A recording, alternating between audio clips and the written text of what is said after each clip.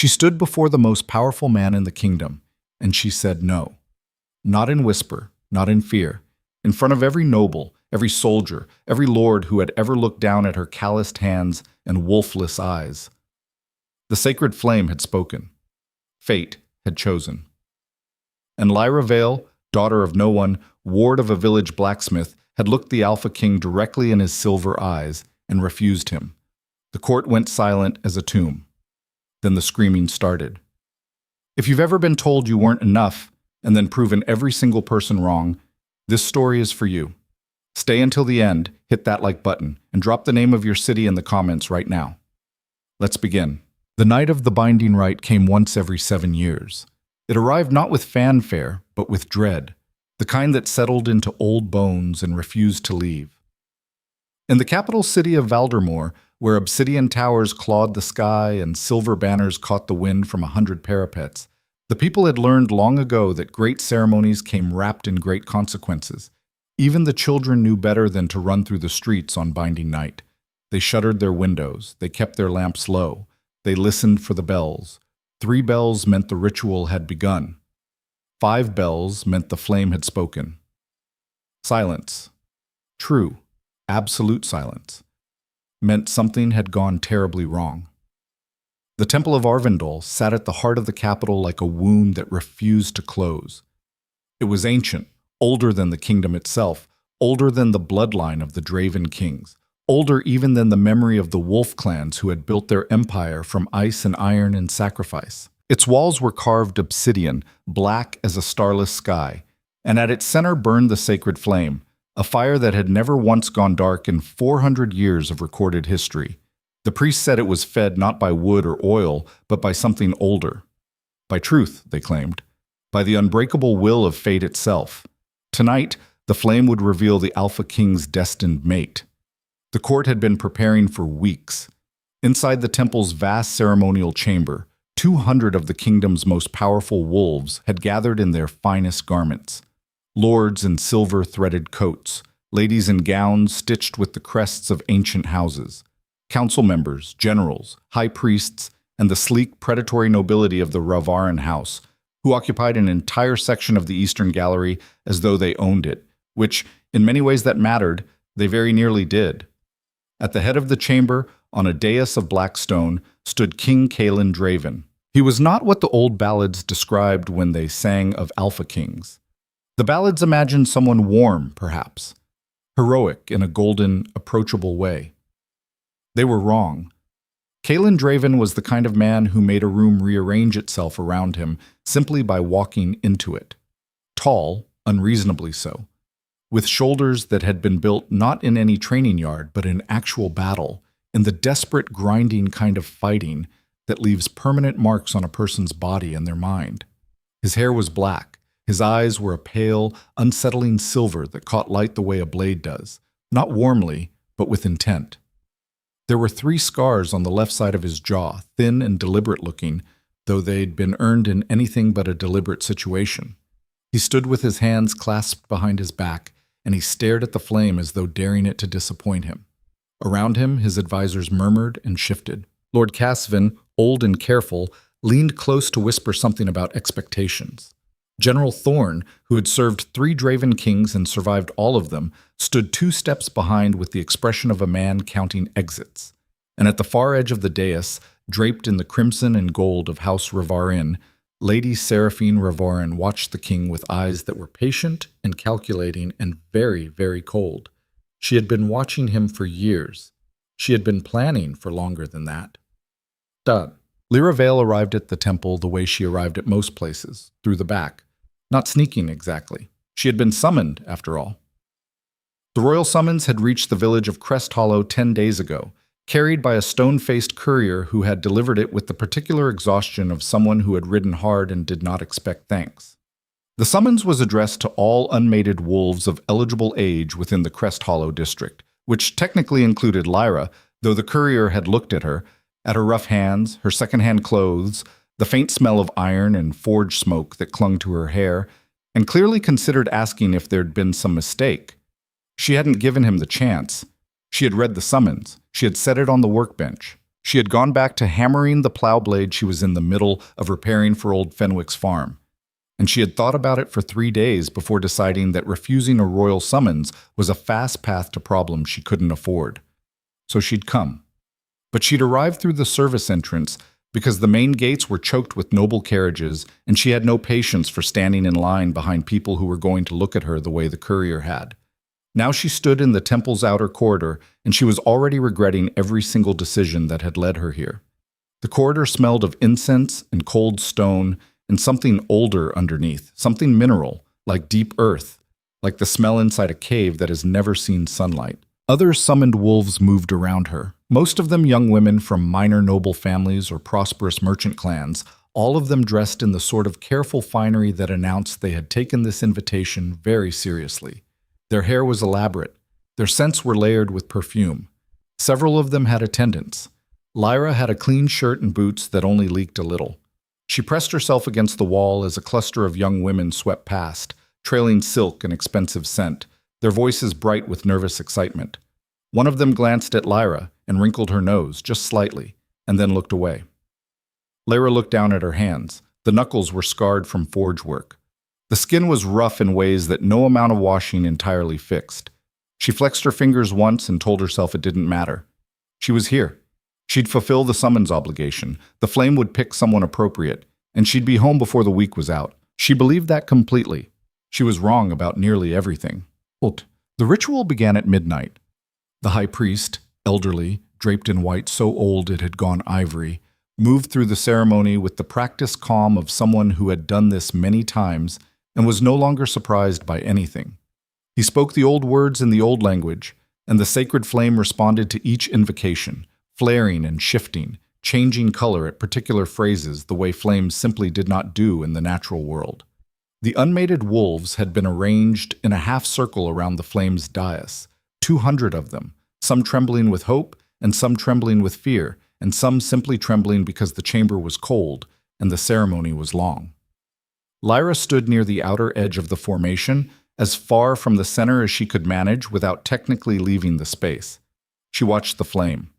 She had grown up hearing stories about it. Marin, the blacksmith who had raised her after finding her as a toddler on the edge of the village forest, had told the old stories on winter nights with the kind of comfortable skepticism that practical people apply to things they don't entirely disbelieve. The flame reads the true mate bond, Marin had said, cuts right through everything else. Status, preference, what you think you want. Doesn't ask permission, just knows.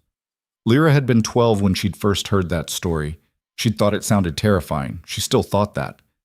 The king stepped forward when the priest gestured, moving to the flame's dais with the unhurried certainty of a man who had never been required to hurry for anything. The court watched him. Even in the ceremony, even with 200 wolves present, the attention in the room had a particular directional quality. It all flowed toward him the way water flows toward the lowest point. Not because he demanded it exactly. It was something more involuntary than that.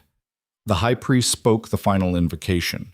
The flame went white, not the yellow white of a very hot fire, but something else, a cold, clean white that had no color in it at all, the white of lightning, the white of bone.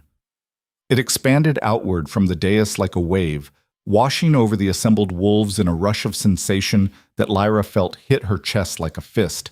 She gasped. Everyone around her gasped.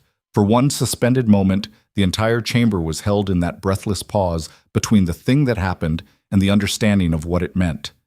Then the flame extended. It reached, like a hand, like a thread, like something seeking, and it moved. Not toward the noble daughters in the center, not toward any of the carefully presented candidates who had traveled from the finest houses in the realm. It moved across the chamber in a line of white light, tracing a path through the crowd, finding its way unerringly through 200 bodies, and it stopped at Lyra. The flame wrapped around her wrist like a bracelet, and then it pulled. She stumbled forward 2 steps before she caught herself, which was exactly long enough for everyone in the chamber to see exactly where the flame had landed. She heard the gasps, a different quality of gasping than before, sharp and horrified, and then rapidly mutating into something uglier, murmuring, laughter, barely suppressed. The particular social sound of people recalibrating what they're witnessing in order to find it contemptible rather than shocking. An omega, someone said clearly from the gallery. The flame chose an omega. A village girl, look at her clothes. This is a mistake. The ritual must have silence. The king's voice was not loud. It didn't have to be. It had the quality of a blade being placed on a table, soft, final, and impossible to ignore. The murmuring stopped as though cut with a knife. Kaelin Draven stepped down from the dais. He walked toward her. Lyra stood very still and watched him come, and she was doing the mathematics of the situation with the part of her brain that had never fully stopped calculating, even here, even now. The part that Marin had called her survival mind, the part that stayed cold and clear when everything else was caught in the current of the moment. She knew what this meant. She had known the moment the flame touched her, had felt it in her chest, not just the warmth of the bond, but the shape of what it was asking. The mate bond. The true mate bond, the one the flame revealed, the one that couldn't be faked or politicked into existence. She was bound by whatever ancient force moved the flame to the king. And in her chest, alongside that impossible warmth, something else, a cold weight, heavy as iron, heavy as dread. The curse. She had carried it for years, had been carrying it since she was 17, and a dying woman had appeared at the forge door in the middle of a winter night. A woman with Lyra's same cheekbones and silver-streaked hair, who had grasped Lyra's hands and pressed something into them and whispered words Lyra had never entirely understood. The woman had died before she could explain, but the curse had not died with her. It had transferred, as curses do, and Lyra had spent 3 years learning its shape, its edges, its terrible logic. The curse was simple and monstrous. If Lyra claimed a powerful mate bond, the bond's energy would be siphoned away from anyone who had shown Lyra genuine love and care. It would drain them, kill them. The greater the bond, the faster the death. Marin Fenwick. Old Risa, the herbalist who had taught Lyra to read, who had slipped books under the forge door when Marin wasn't looking and never asked for anything in return. The handful of village children who had grown up alongside Lyra and called her their friend. If she accepted the king, if she let this bond form and flourish, every single person who had ever genuinely loved her would pay for it with their lives. The mathematics were ugly and they were absolute. Kaelin Draven stopped 3 feet in front of her. Up close, he was even more difficult to look at. Not beautiful, exactly, striking in the way of things that have been shaped by hard use and remained functional. His silver eyes were fixed on her with an intensity that felt like being measured by something very precise, and she had the strange, disorienting sensation that he was as surprised as she was, and working very hard not to show it.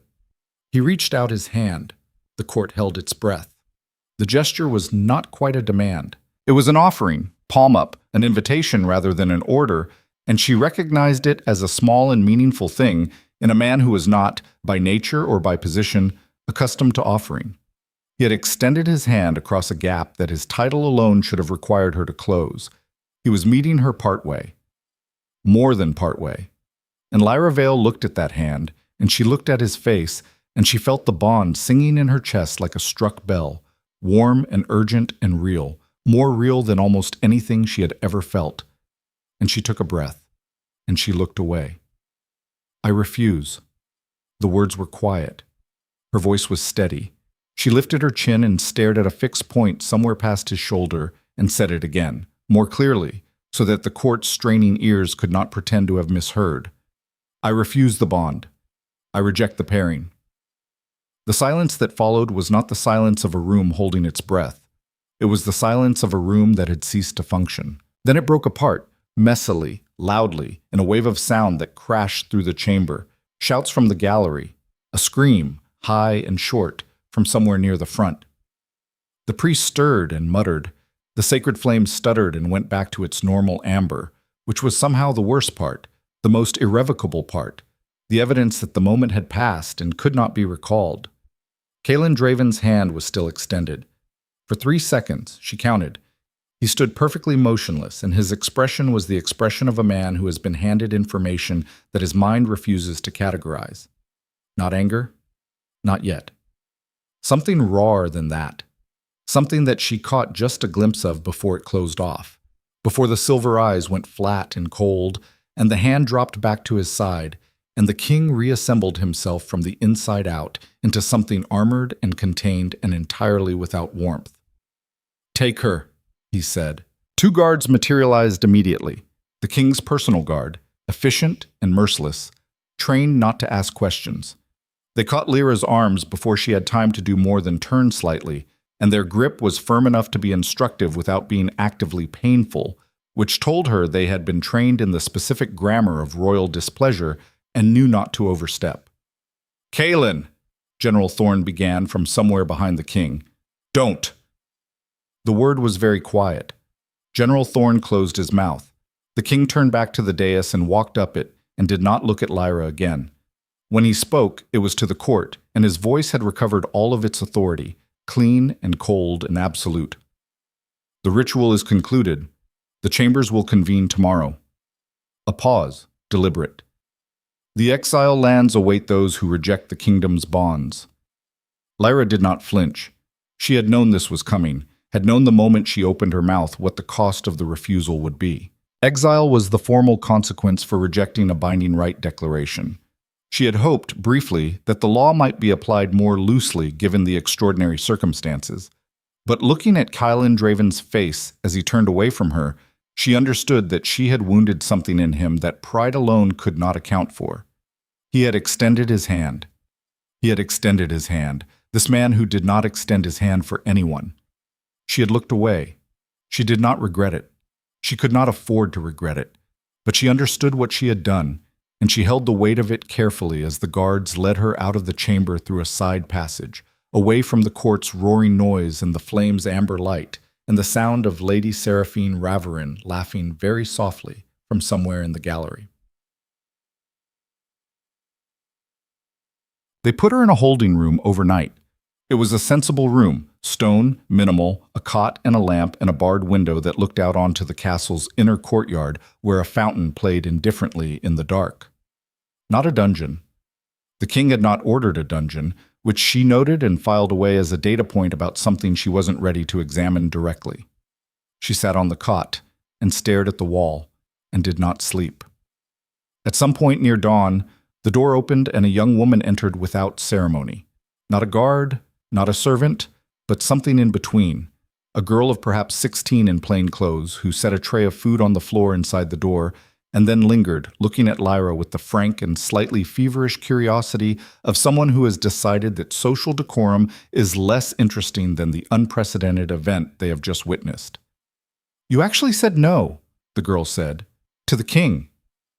"I'm aware," Lyra said, "in front of everyone." "Also aware." The girl sat down on the floor next to the tray with the total absence of self-consciousness specific to the very young. "My name is Petra. I'm an under-attendant, 3rd tier. We mostly don't exist officially." She tilted her head. "Why did you do it?" Lyra looked at her. Petra had a direct gaze and a slightly up-tilted nose and the kind of face that would, in a decade, be called striking. Right now it was just honest. "I had reasons," Lyra said. "Everyone says you're mad, or that you're from some rival kingdom working against us. Lady Seraphine said—" Petra stopped. "What did Lady Seraphine say?" "She said you were a hedge-bred nobody with delusions, and that the flame must have misfired." Petra said this without apparent malice, just reporting. "She said it very loudly, to a lot of people." "How convenient for her," Lyra said. Petra looked at her steadily. "You don't seem mad." "Thank you." "You seem like someone who made a choice they understood the cost of." Lyra was quiet for a moment. The fountain played outside. The lamp flickered. "Eat your food," Petra said, pushing the tray slightly toward her. "The banishment order comes at noon. Lord Casvin tried to argue for a lesser sentence, but the king—" She stopped again, started over. "The king said the full exile term. The Ashen Lands, Eastern Frontier." Lyra nodded slowly. "Is there anyone you want to send word to?" Petra asked. "I can probably get a letter out. 3rd-tier attendants have certain invisibilities." Lyra thought of Marin. of the forge and the sound of hammering and the smell of hot iron and the way Marin used to cut bread at the table with the same precision she applied to everything, even small things, because precision was something you practiced in all moments or in none. She thought about writing a letter, about what she could possibly say that would not worry and would not explain and would not endanger.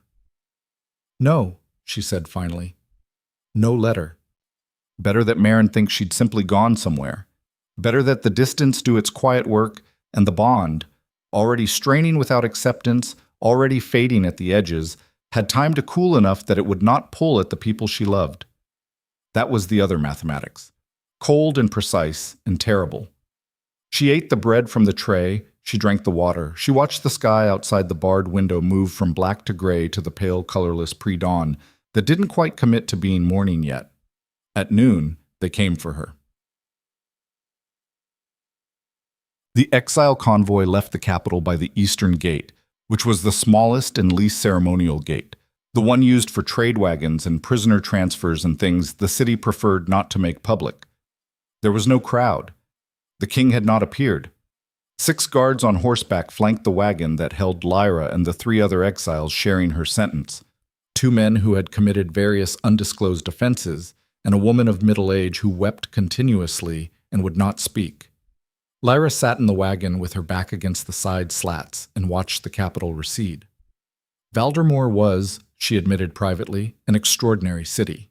Even leaving it under these circumstances, she could see the architecture clearly, the towers that caught the morning light, the market streets still busy with the ordinary commerce of an ordinary day, the residential districts climbing the hills in layers of color and density and ambition. People lived here, argued here, loved here, carried their ordinary concerns through these streets with the particular self-absorption of city inhabitants who have forgotten that anywhere else exists. None of them looked at the exile wagon. That was fine. She hadn't expected them to. She turned her gaze forward toward the east, toward the road that would eventually leave the settled lands behind and enter the territories that the maps labeled, with admirable economy, as Ashen Exile Lands, unmaintained, unsurveyed. She carried nothing except the clothes she'd arrived in, a small knife she'd managed to keep despite the search. They'd been looking for weapons, not tools. There was a difference that mattered, and the memory of Kaelin Draven's face in the moment before it closed. The flame had chosen them. She had refused the flame. And somewhere behind her, in the palace she was leaving, Lady Seraphine Ravarin was, she suspected, already making plans. The Ashen Lands announced themselves gradually, the way bad things often do. First, the road quality declined. The maintained surface gave way to packed dirt, then to something looser and less intentional, a path worn by use rather than planned and built. The trees changed too. In the settled regions, the forests were the managed kind, thinned at intervals, with light coming through in pleasant columns. Out here, the trees grew the way trees grew when no one was managing them, crowded and competitive, fighting for canopy space, their lower trunks stark and bare and strangled by the crowding. Then the trees thinned, and the landscape opened into something that deserved the name ashen. Not gray, exactly. More leached, as though the soil had been used for something and the using had taken the color out. Low scrub and tough grasses, outcroppings of pale stone. Occasional ruins of structures that had been significant once and were working their way back to basic materials now, stone by stone. The convoy deposited them at a marked post, a wooden stake with the king's seal burned into it, indicating the boundary of supervised exile, and the guards turned around and rode west without a backward glance. The weeping woman sat down in the dirt and cried. One of the men looked at the landscape and said, with the certainty of someone who had been here before, "Nearest settlement is 11 miles east, village called Grey Marsh. They take exiles mostly. Don't ask about your past and don't expect warmth." "How do you know?" Lyra asked. He looked at her with flat, experienced eyes. "Second time." He started walking. After a moment, the other man followed. Lyra helped the weeping woman to her feet. The woman, she finally gave her name as Etta, whispered as though even that much disclosure was dangerous, didn't explain what she'd done or why she was here. She just walked, and Lyra walked beside her, and they followed the two men east under a sky that was going orange and purple with the kind of sunset that would have been beautiful if it had been happening somewhere else. 11 miles. She started counting her steps. Grey Marsh was exactly what had been advertised. Settlement, not warmth. It occupied a flat stretch of land near a shallow, slow-moving river of the sort that was technically a river, and in practice barely more than an ambitious creek. 30-odd structures, most of them serviceable rather than comfortable, made of the pale local stone with roofs of cut turf and the general aesthetic of things built to last rather than things built to please. A central gathering space, which was simply a wider section of the main path. A well. A communal fire pit surrounded by stones worn smooth by years of people sitting on them. The people were exiles, clearly. People carried exile in their posture, in the particular alertness of having been displaced and not entirely recovered from it. But they were functional. They had organized themselves. There was a woman who appeared to be in charge by virtue of being the most competent person present, a heavy-set woman in her 50s named Brennan, who looked at the new arrivals with the calibrated gaze of someone doing rapid resource assessment. "Skills?" she said, getting straight to it. The first man said laborer. The second said the same. The weeping woman, Etta, said she had been a court seamstress. Brennan's eyes sharpened with something that wasn't quite warmth, but was close enough to be workable. Then Brennan looked at Lyra. "Blacksmith," Lyra said. "Forge work. Tool making. Repair. General metal work." A pause. Then, "Do you have any idea," Brennan said slowly, "how long it's been since we had a proper smith?" "I'm gathering a while." 4 years. We've been making do with whatever a traveling peddler brings through twice a year, and the last set of plow blades he sold us were such poor quality they bent on the third use. She studied Lyra with new attention. "There's a forge structure on the south edge of settlement. It's not in good repair. I can fix that." "I imagine you can." Brennan made a small sound that was the closest she probably got to welcome. "You'll have food and shelter in exchange for work. We run a fair exchange here. Nobody starves, nobody hides what they have, nobody gets left behind." A pause. "Those are the rules." "I can work with those," Lyra said. That first night, she slept on a cot in one of the stone houses and listened to the ashen wind moving through the settlement and thought about the flame and the bond and the face of the man she had refused, and she let herself feel, very briefly and very privately, the shape of what it had cost her. Then she put it away. She would be here for the length of the exile term. Months, possibly a year. She would work. She would be useful. She would not think about Valdermoor. She would survive. She had always been very good at surviving. In Valdermoor, 3 days after the exile convoy departed, King Caelan Draven stood at his study window and watched the rain come in from the west, and he had a conversation that he would replay in his memory for a very long time afterward. "The Omega is settled in Grey Marsh," Lord Casvin said, consulting a folded paper. The guard captain confirmed she arrived with the convoy and was accepted into the settlement. "I didn't ask for a report," Caelan said. "No, sire. But I thought you might want to know." The rain was arriving in sheets now, gray and steady and indifferent. Caelan watched it and said nothing for a long enough time that Casvin shifted his weight slightly. "She refused a royal binding," the king said finally. "The only time in recorded history it's happened." "Yes, sire." "There will be theories about her motives." "There already are." Casvin paused. "Lady Seraphine has suggested, in several prominent conversational settings, that the girl was a planted operative, a spy from the Northern Territories. It's gaining some traction." Caelan turned from the window. His expression was precisely nothing, which Casvin had learned over 15 years of service was the expression that required the most careful navigation. "And what do you think?" the king asked. Casvin considered this with the seriousness it deserved. He was a careful man. A thorough one, and he had been watching people navigate power for a very long time. "I think," he said slowly, "that when she refused you, she was not angry. She was not afraid. She was—" he searched for the word. "Resolved. As though she had decided something and understood the price of it and had paid it anyway." He paused. "Spies don't look like that.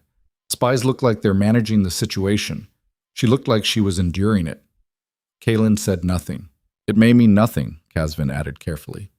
Or it may mean something, Kaelin said. He turned back to the window. Leave me. Casvin left. The king stood at the window long after the older man had gone, watching the rain come down on his capital city, and the bond in his chest, the one that should have been celebrated, that should have been accepted, that he had extended his hand for and had returned empty, sat heavy and strange and unextinguished, because the flame's declaration was not unmade by refusal, it was only unacknowledged, and the difference between those two things was everything. She had refused him. He didn't understand why. And Kaelin Draven, who was very good at understanding things, found that he could not let the question go. The forge took Lyra 2 weeks to restore. The structure was salvageable. Good bones, as Marin would have said, thick stone walls, and a serviceable chimney, the bellows mechanism rusted but repairable with time and persistence. The forge tools were a different matter. Most were unusable. But Lyra had spent her childhood solving exactly this kind of problem, had learned from Marin that a good smith improvises before she purchases, and that the most important resource in a forge is not the tools, but the mind behind them. She salvaged, she repaired, she rebuilt the bellows from scavenged materials, and a great deal of patience. She cleaned the hearth, checked the flue, repaired the stone around the firebox where years of disuse had let moisture work its way in. She fixed the problem systematically and without drama, and 2 weeks after arriving in Greymarsh, she lit the forge for the first time, and the people of the settlement watched the fire catch and hold and climb, and several of them looked at each other with expressions that combined relief and cautious, practical hope. The work orders started immediately. Plow blades first, then hinges, latches, clamps, repair work on tools that had been nursed past their functional lifespan. Lyra worked long hours and asked no questions and charged fair rates in the settlement's internal exchange system, and she was good at this, had always been good at this. And the work was steadying in the way that physical, skilled labor is steadying when your mind is carrying too much and your chest has a hollow, aching place in it that you are trying very hard not to examine. By the end of the first month, Greymarsh's tools were better than they had been in years. By the end of the second month, people from 2 neighboring settlements had made the journey to Lyra's forge. By the end of the third month, she had noticed the soldiers. They came on the first of each month. A small company, 8 men in the king's colors, though something about them had the quality of a costume rather than a uniform, worn correctly but without the particular ease of soldiers who genuinely served the crown. They rode to Greymarsh and the surrounding settlements with collection wagons, and they collected grain, preserved food, furs, metalwork, anything the settlements had produced that had value. The official term was resource contribution, which was the administrative language for taxes on exile communities, which was legitimate. Except, Lyra watched them for 2 months before she started asking questions. The questions produced an interesting picture. The contributions the soldiers collected were larger than the exile community tax rate specified. She had managed, through Brennan's connections, to obtain a copy of the relevant statute, and the amounts didn't match. The soldiers kept no proper receipts. When Brennan had once asked for documentation, the company leader, a thick-necked man who went by the name Vorik, had smiled in a specific way that communicated exactly how he felt about exile communities asking for documentation. "This has been happening for how long?" Lyra asked Brennan one evening. Brennan looked at her over a mug of something hot. 18 months, approximately. The gap between what they're taking and what the statute specifies, do you know what's happening to the difference? No. And I've learned not to ask. Brennan set the mug down. This is the Ashenlands, Vale. There's nobody out here looking out for us. That's what exile means. That's what exile means, Lyra agreed. But the soldiers are wearing the king's colors. Yes. Which means this is either happening with the king's knowledge and approval, or someone is using the king's colors to do something the king doesn't know about, Brennan said. She studied Lyra. You're going to look into this, aren't you? It wasn't quite a question. I'm going to look into this, Lyra confirmed. Brennan was quiet for a moment. Then she said, with the careful neutrality of someone removing themselves from a decision that was about to become complicated, The forge is yours to work as you see fit. What you do with your own hours is your business. It was, Lyra recognized, as close to a blessing as Brennan was going to give. Thank you, she said. The next morning, she started asking different questions, to different people, in different settlements, and the picture that began to assemble itself around her was larger and stranger and far more dangerous than she had been expecting. In the Ashen Lands, things were not what they appeared to be. They rarely were. But this particular deception, built over years operating in the king's name, draining the most vulnerable people in the territory through a system of calculated, invisible theft, this was something that mattered. This was something wrong in a specific and actionable way. And Lyra Vale had been raised by a woman who believed that the way a person responded to finding something wrong told you almost everything you needed to know about who they actually were. She had refused a king to protect the people she loved. She was not about to ignore the systematic robbery of people who had nothing.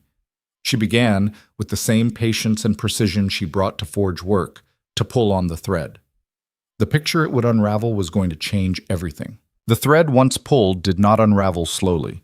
It unraveled all at once, in the way of things that have been held together by tension rather than by any genuine structural integrity, and the picture beneath was uglier than Lyra had prepared herself for, which was saying something, because she had prepared herself for ugly.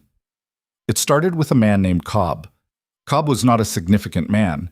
He was a former wagon driver from the settled territories, exiled 3 years ago for reasons he declined to specify, and he had made himself useful in Greymarsh as a runner, carrying messages and small goods between the scattered exile settlements that dotted the Ashen Lands like stones dropped without pattern across a floor. He knew the territory better than anyone else in Greymarsh, knew its roads and its shortcuts and its particular hazards, and he had developed the specific invisibility of the perpetually unremarkable, the kind of person that soldiers and officials looked through when they were looking for someone who mattered. Lyra found him in the communal fire pit area on a cold gray morning, warming his hands and eating something from a wrapped cloth, and she sat down across from him without preamble. "You run messages to Ironhallow," she said. Ironhallow was the largest of the nearby exile settlements, 2 days' walk northeast, and to the Crestfall camps. Cobb looked at her with the wariness of a man who had learned that direct questions in the Ashen Lands were rarely as simple as they appeared. Occasionally, the soldiers who come through on the 1st of the month, do they go to Ironhallow? They go everywhere. How much are they collecting in Ironhallow? He was quiet long enough to communicate that he was deciding something. Then he said carefully, "More than they should be. More than the exile tax statute allows." His eyes sharpened. "How do you know about the statute?" "I read it." "Where did you—" He stopped, studied her. "You're the smith, the one who came in with the last convoy." A pause. "The one from Valdermoor." The way he said it carried something, not quite an accusation, but a heightened attention, a recalibration of who he was talking to. People in the Ashen Lands knew about the binding right. Word traveled even out here, carried by runners like Cobb himself and by the occasional traveler who passed through. The story of the Omega who had refused the Alpha King had been the kind of story that moved fast. "Yes," Lyra said. She held his gaze. "I'm not working for anyone in the capital. I'm asking because what I've seen here is wrong, and I'd like to understand the full shape of it." Cobb considered this for a long moment. The fire crackled between them, sending sparks up into the flat gray sky. "The statute allows 7% of community output," he said finally. "What Vorik's company collects is closer to 22–23%. Has been for 18 months. He paused. The first 6 months it was only 9–10. Then someone increased the rate.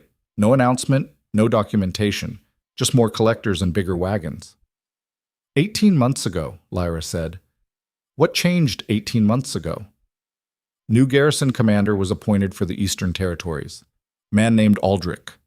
He said the name with a flatness that communicated more than elaboration would have. Replaced the old commander who retired. Who appointed Aldrich? The fire crackled. Cobb looked at it.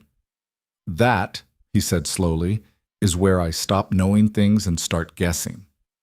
Guess. He He glanced around, a habitual, unconscious check of who was in earshot, and then leaned slightly forward. The appointment came through the Royal Council, but the Council's been running differently the last 2 years since Lord Marin. He caught himself. Lyra went very still. Lord Marin? Lord Casvin, I meant. Since Lord Casvin's influence on the Council started getting diluted, I suppose, the Ravarin House has been pushing people into Council positions. Their people. Their appointments. He shook his head. I hear things. I'm just a runner. People don't watch what they say around me. But what I hear is that the Eastern Garrison Commander and half the Road Inspection Authority and probably 2 or 3 other positions that control resource flows. They're all Ravarin appointments. Lyra sat with this for a moment. The Ravarin House. Lady Seraphine's family. The people who had been laughing in the gallery on the night of the binding rite while Lyra was being taken by the guards. The excess they're collecting, she said. Where does it go? Not to the Crown Treasury. He said it with certainty. I've had reason, over the years, to know what that process looks like. This isn't it. These wagons don't go to the capital depots. Where do they go? East, he said. Past the Iron Hallow settlement. There's a road that goes up into the Vithara Mountains. Nobody uses it anymore officially, hasn't been maintained. But Vorik's wagons use it. Every month. I've watched them. The Vithara Mountains. The high range that formed the Ashenland's eastern boundary, gray and jagged on the horizon on clear days, the kind of terrain that was actively hostile to travel and therefore ideal for things you didn't want found.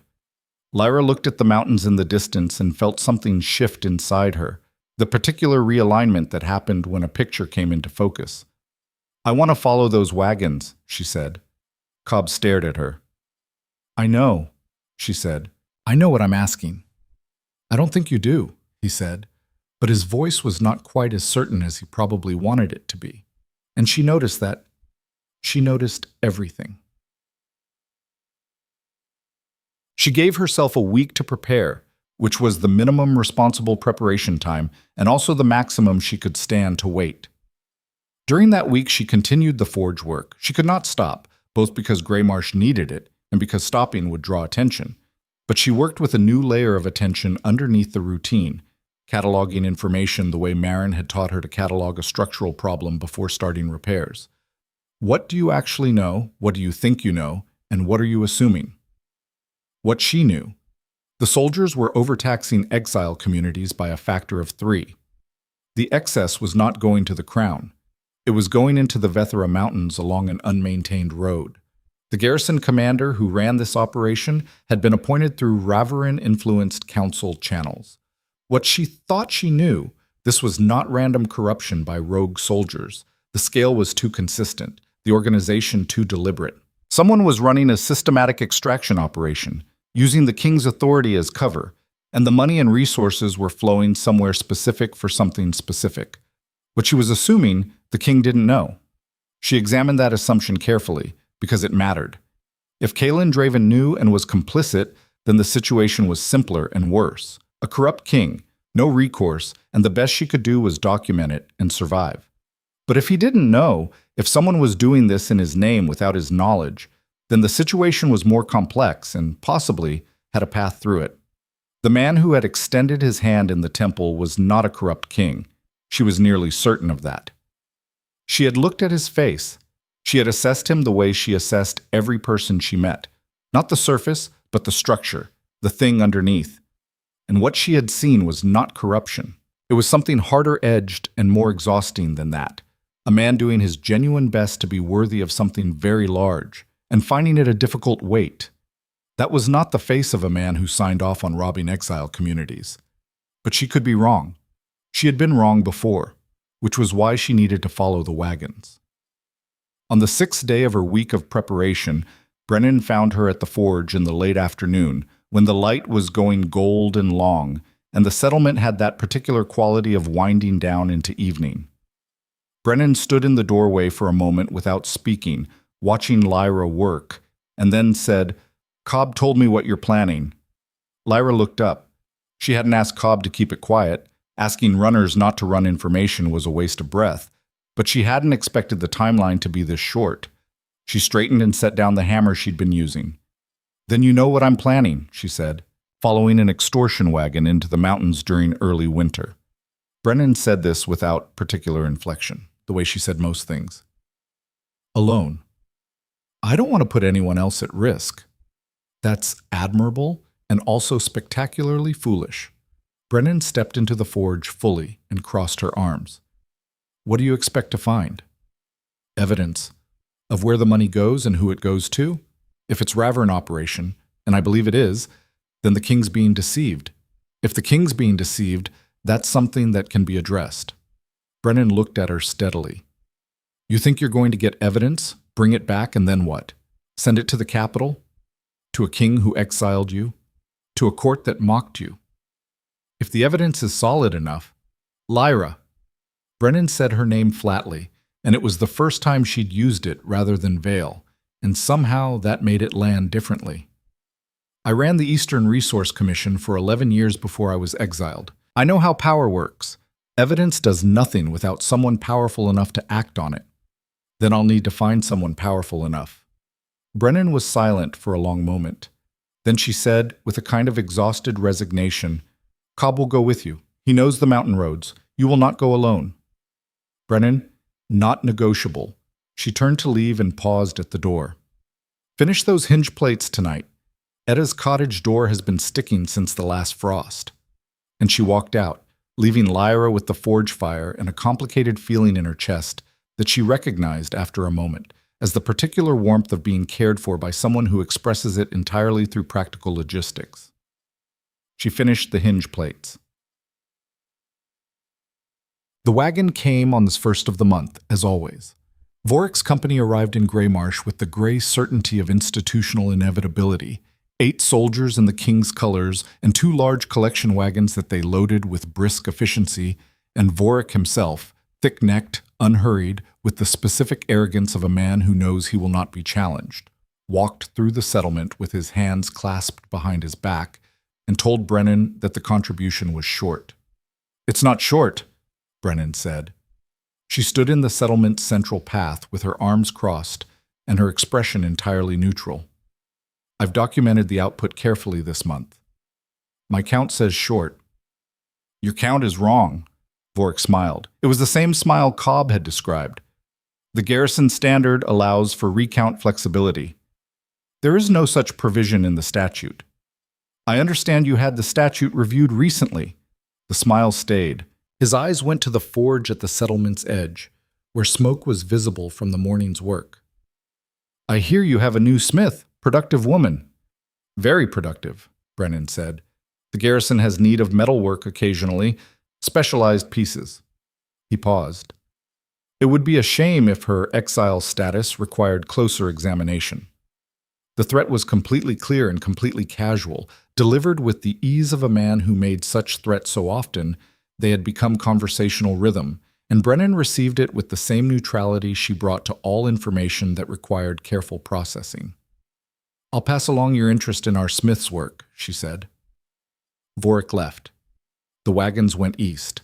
Lyra and Cobb were already in position, half a mile ahead, in the rocks above the road, having left at first light through the settlement's northern edge, by a route that Cobb knew kept them off the main track. They watched the wagons pass below them and waited until the soldiers had moved far enough east to provide safe distance, and then they followed. It was Cobb who was good at following without being seen. Years of running messages through territory where being seen was a professional hazard had given him a talent for invisibility that Lyra recognized and respected. She matched his pace and his caution, keeping to the higher ground when the terrain allowed, and moving in the patient, ground-covering way Marin had taught her long ago when they'd tracked deer through the winter forest. Not fast, but steady. Never stopping, never hesitating, eating up the distance while making the minimum possible impact on the landscape around them.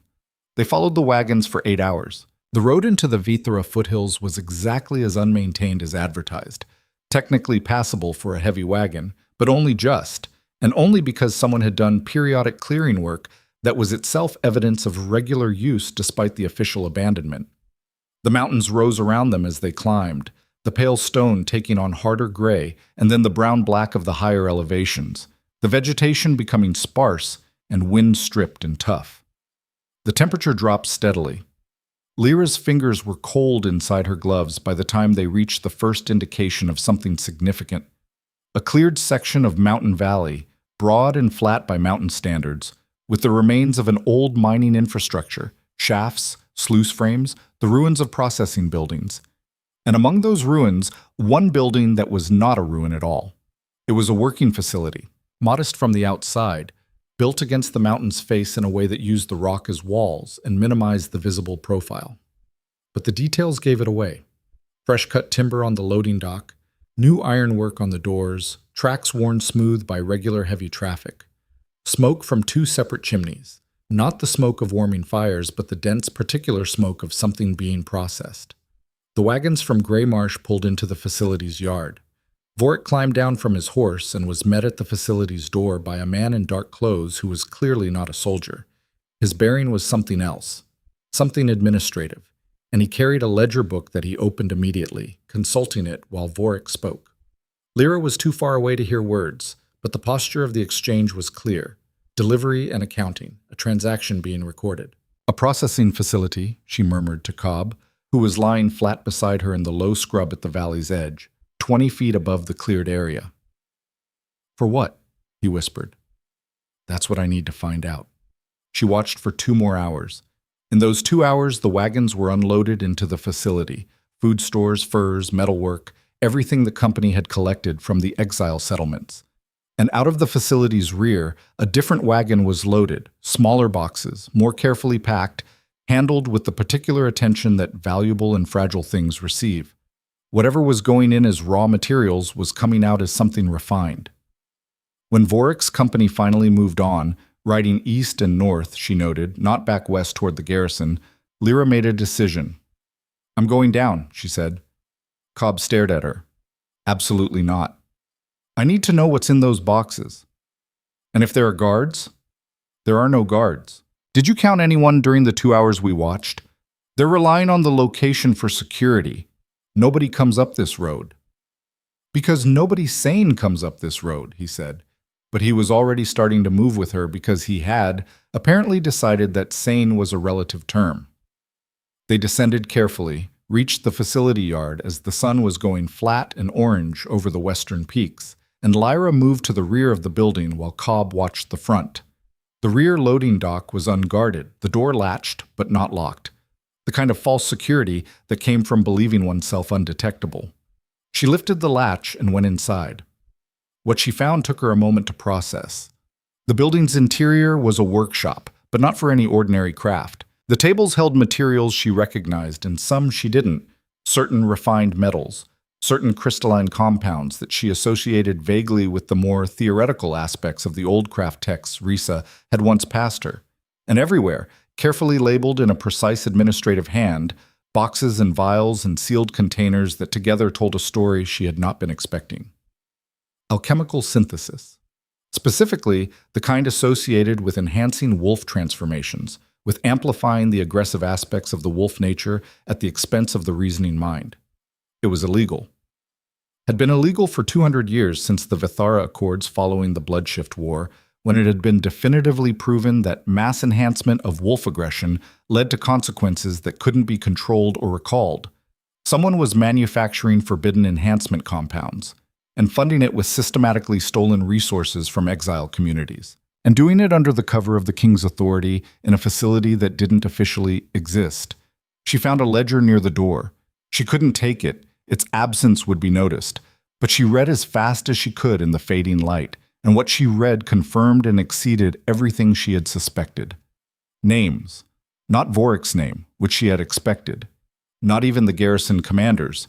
Names that were higher and more dangerous, written in coded initials that she didn't fully understand, but that the ledger's header page organized under a single house crest. Ravarin. She had been right. But being right was cold comfort when the scope of it was this large. This wasn't a local corruption scheme. This wasn't a few soldiers enriching themselves at exile communities' expense. This was infrastructure. This was investment. Someone in House Ravarin was building a supply of forbidden enhancement compounds at significant scale, And the question of what they intended to use them for was one that made her hands go cold in a way the mountain temperature alone couldn't account for. She memorized what she could, took nothing, left the building exactly as she'd found it, and met Cobb at the yard's edge, and they moved back up the slope quickly, without talking, and didn't talk for a long time after that either. When they finally stopped to rest and eat from the supplies they'd brought, Cobb looked at her with an expression that had moved past wariness into something she'd called genuine fear. "How bad?" he said. "Bad?" she said. "Raverin bad." He was quiet for a moment. "What are you going to do?" The question landed in the cold mountain air between them, and she sat with it honestly, turning it over, examining it the way she examined structural problems in the forge. What do you actually have? What do you need? What is the most direct path between those two things? What she had: partial evidence, memorized from a ledger she couldn't take, with names she didn't fully understand. Not enough. Not nearly enough. What she needed: corroborating evidence, preferably documentation she could physically carry. Witnesses, ideally. People who could speak to what they knew from inside the operation. And someone in the capital with enough position and enough integrity to receive and act on evidence from an exiled Omega. The second requirement was the hardest. Lord Casvin had seemed, from the brief impression she'd formed in the capital, like a man of genuine conscience. But she didn't know him. She had no access to him. And even if she could get a message to him, an unsigned letter from an exile was not the kind of thing powerful men acted on. She needed something more. She needed, and the thought arrived with the particular quality of a realization she'd been avoiding, she needed to go back to the capital herself, with evidence, with witnesses, with a case solid enough that it couldn't be dismissed. "I need to find a witness," she said, "someone from inside the operation, someone who knows more than a ledger shows." Cobb looked at her steadily. "And then?" She looked at the dark mountains around them, at the stars beginning to appear in the strip of sky between the peaks, at the long road west that led eventually back to Valdemar and the court, and a king who had exiled her and whose flame still lived in her chest like an ember that refused to go cold. "Then I go back," she said. Finding a witness took longer than she'd hoped, and the process of finding one nearly got her killed twice, which was a pace of near death she found excessive. The first time was simple bad luck. She had started making careful inquiries in Ironhallow about people who had worked for the garrison before ending up in exile, which was a narrower population than she'd expected and contained exactly one person of potential interest. A man named Drev, former garrison quartermaster, who had apparently been exiled after an internal accounting dispute that now, in light of everything else, read like a deliberate removal of someone who had noticed too much. She found Drev in a state of active paranoia that was, she had to admit, entirely justified. He was living in Ironhallow's outer edge in a structure that was more shelter than dwelling, and he had the look of a man who had been frightened for a very long time and had adjusted his entire existence around managing that fear. When she told him what she'd found in the mountain facility, he went completely still. "You went there," he said. Not a question. "I went there." "You looked at the ledger." "I read as much as I could." He studied her with eyes that were calculating and cornered in equal measure. "They'll notice. The ledger accounts for who reads it. There's a contact dust on the pages. If you touched it, there's residue on your hands, and if anyone from that facility gets close enough to detect it—" Lyra looked at her hands. She had washed them thoroughly. It hadn't occurred to her to wonder if thoroughly was enough. "How long does the residue last?" she asked. 3 weeks, he said. "Maybe 4. Which meant she had, at most, 3 weeks before anyone from the facility who encountered her would know she'd been there. 3 weeks to find a path forward before she became visibly, detectably compromised. The timeline had just gotten very specific. "Tell me what you know," she said. "All of it. From the beginning," Drev told her. It took 3 hours, and by the end of it, Lyra had a picture so complete and so damning that it was difficult to hold all at once. The scale of the Raverin operation in the Eastern Territories went beyond the mountain facility.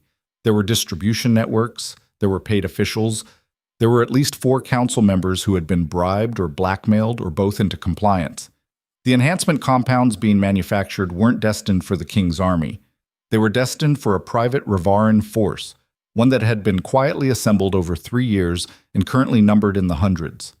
A private army, enhanced by forbidden compounds, hidden in the eastern reaches of the king's own territory, funded by resources systematically stolen from the kingdom's most vulnerable population. And Lady Seraphine Raverin, elegant, patient, calculating Lady Seraphine, who had been laughing in the gallery when Lyra was taken by the guards, was at the center of it. "There's more," Drev said, and his voice dropped to something very quiet. "About you." Lyra went still. He looked at her for a long moment, assessing, clearly deciding how much to say, and then saying it because he had been carrying it alone for too long. "The reason I was exiled wasn't the accounting dispute. Not really. I found something in the old garrison records from 20 years ago, before I was even working there. Records that had been flagged for destruction but missed." He paused. "About a noble family. Old bloodline, direct claim to sovereignty through a pre-Draven covenant, the Valak house." The name moved through her strangely. Valak. She didn't know it. She had never heard it, and yet it sat in her ears with an odd resonance, like a chord played in a key she recognized from somewhere she couldn't identify. "The Valak house was destroyed," he continued, 22 years ago. "There was a fire. Official story was an accident, but the garrison records I found indicated otherwise.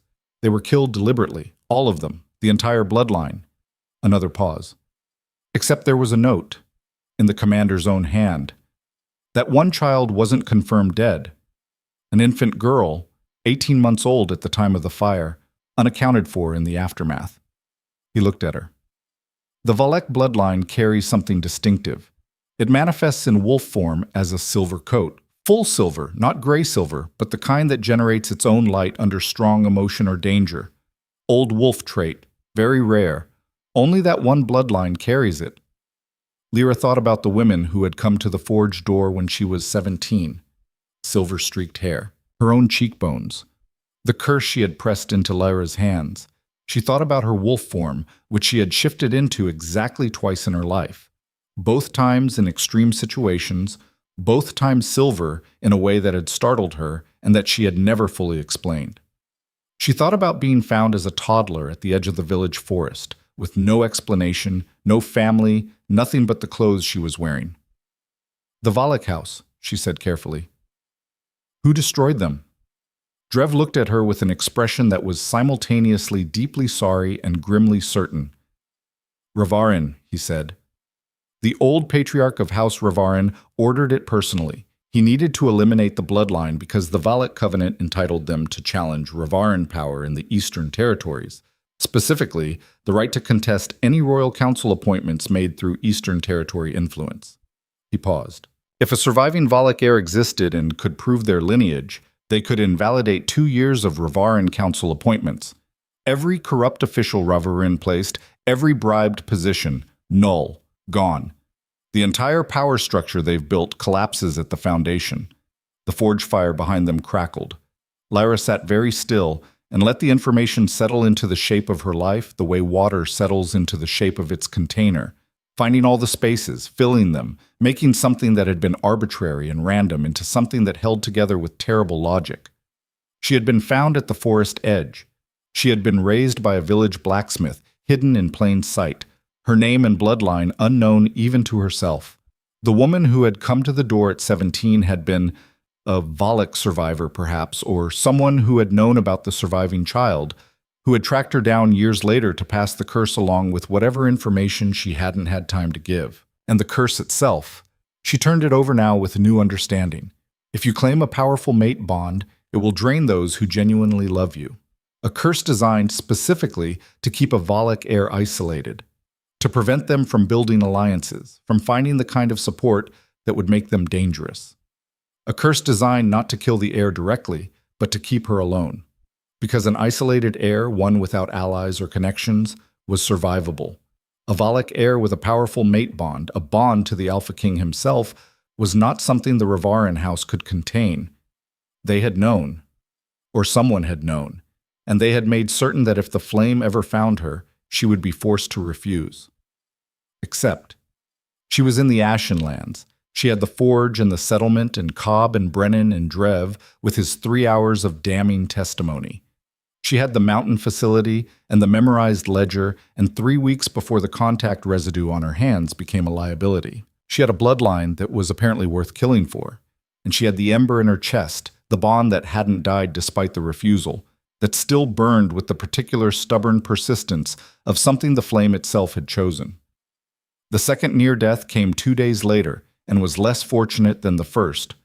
One of Vorik's soldiers spotted her near the Iron Hallow Road and recognized her from Greymarsh with the specific recognition of someone who had been given a description, and the chase through the early winter scrubland was exhausting and close, and ended only because Lyra knew terrain that soldiers on horseback didn't, knew how to lose herself in the rock country above the settlement, knew how to go still and silent and let the landscape swallow her. She lay flat in a rock crevice for 2 hours, while the soldiers searched below her, and she breathed slowly and thought about the residue on her hands, and the 3 weeks she didn't have anymore, and the full shape of what she was carrying.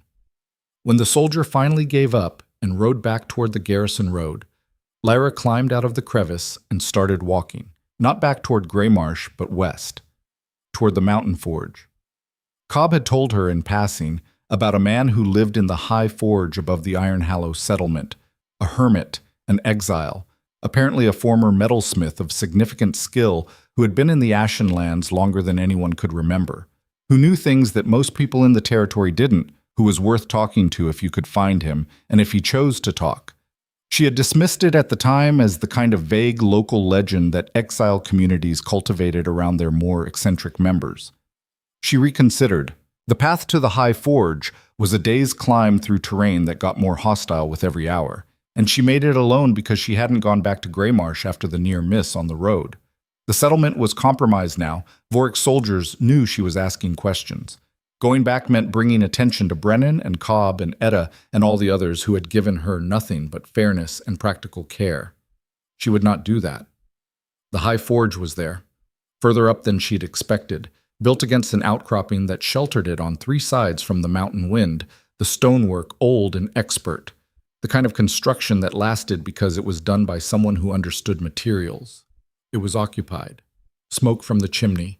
A light in the window. She knocked. The door opened and the man behind it was ancient, 80 at least, possibly more, with the particular physical compression of very old people who have spent their lives doing physical work. Everything about him dense and compact and still possessed of a quality that she recognized as the residual bearing of someone who had once been significant.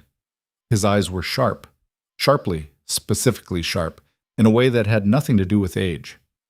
He looked at her for a long moment. "Come in," he said, as though he'd been expecting her. "You're cold and you've been running. I have tea." She came in. The interior of the forge was a library and a workshop combined. Books she didn't have titles for, tools she recognized and some she didn't, and on the wall near the fire, a faded hanging embroidered with a crest she had never seen before, but recognized instantly in her chest, in her blood, in the deep bone-knowing that preceded rational thought. A silver wolf, standing, rampant on a field of dark blue. Valak. The old man watched her look at it. He poured tea into 2 cups and set one in front of her and sat down across the small fire and said, with the calm of someone delivering information that is very old and has been waiting a very long time, "Your name is Lyra Valak. Your mother was Isadora Valak, last matriarch of the house. She brought you to Crest Hollow Forest herself, 2 days after the fire, with the last of her strength." He paused. "I am Corvin. I was her advisor. I have been waiting here for 20 years to see if you would find your way." The fire snapped between them. Outside, the mountain wind came down hard against the old stone walls, and the forge held against it, as it had held for 20 years against everything the Ashen Lands had thrown at it. Lyra wrapped both hands around the teacup, the hands with the contact residue, with the 3-week clock running down, and looked at the old man across the fire. "Then talk," she said. "We don't have much time." Corvin talked for 4 hours. He talked the way people talk when they have been holding something for a very long time and the weight of it has become structural. Part of how they stand, part of how they breathe, and the relief of setting it down is so profound, it is almost painful. He talked without stopping, without circling, without the evasions and careful omissions that Lyra had learned to expect from people in the Ashen Lands who had survived by knowing what not to say. He told her everything. And everything was, she discovered, considerably more than she had been prepared for. The Valak house had been old, older than the Draven kingship, older than the current shape of the kingdom's borders, tracing its lineage back to the first wolf clans who had settled the eastern territories before anyone thought to call them territories. Their claim to sovereignty in the east was not ceremonial. It was encoded in a covenant signed 400 years ago, witnessed by 7 houses, binding in a way that had never been formally dissolved because the Reveran house had judged correctly that dissolving it would draw more attention than simply eliminating the family who held it. "Your father's line brought the covenant," Corvin said, his voice steady with the particular steadiness of grief that has been processed for 20 years and is now just the furniture of everyday thought. "Your mother's line brought the silver wolf gift." Together, the bloodline combined the legal claim with the transformative power that made it unassailable. A Valak heir who could shift to the silver form, who could demonstrate the living proof of the ancient bloodline, could stand before the royal council and invoke the covenant directly. No vote, no debate.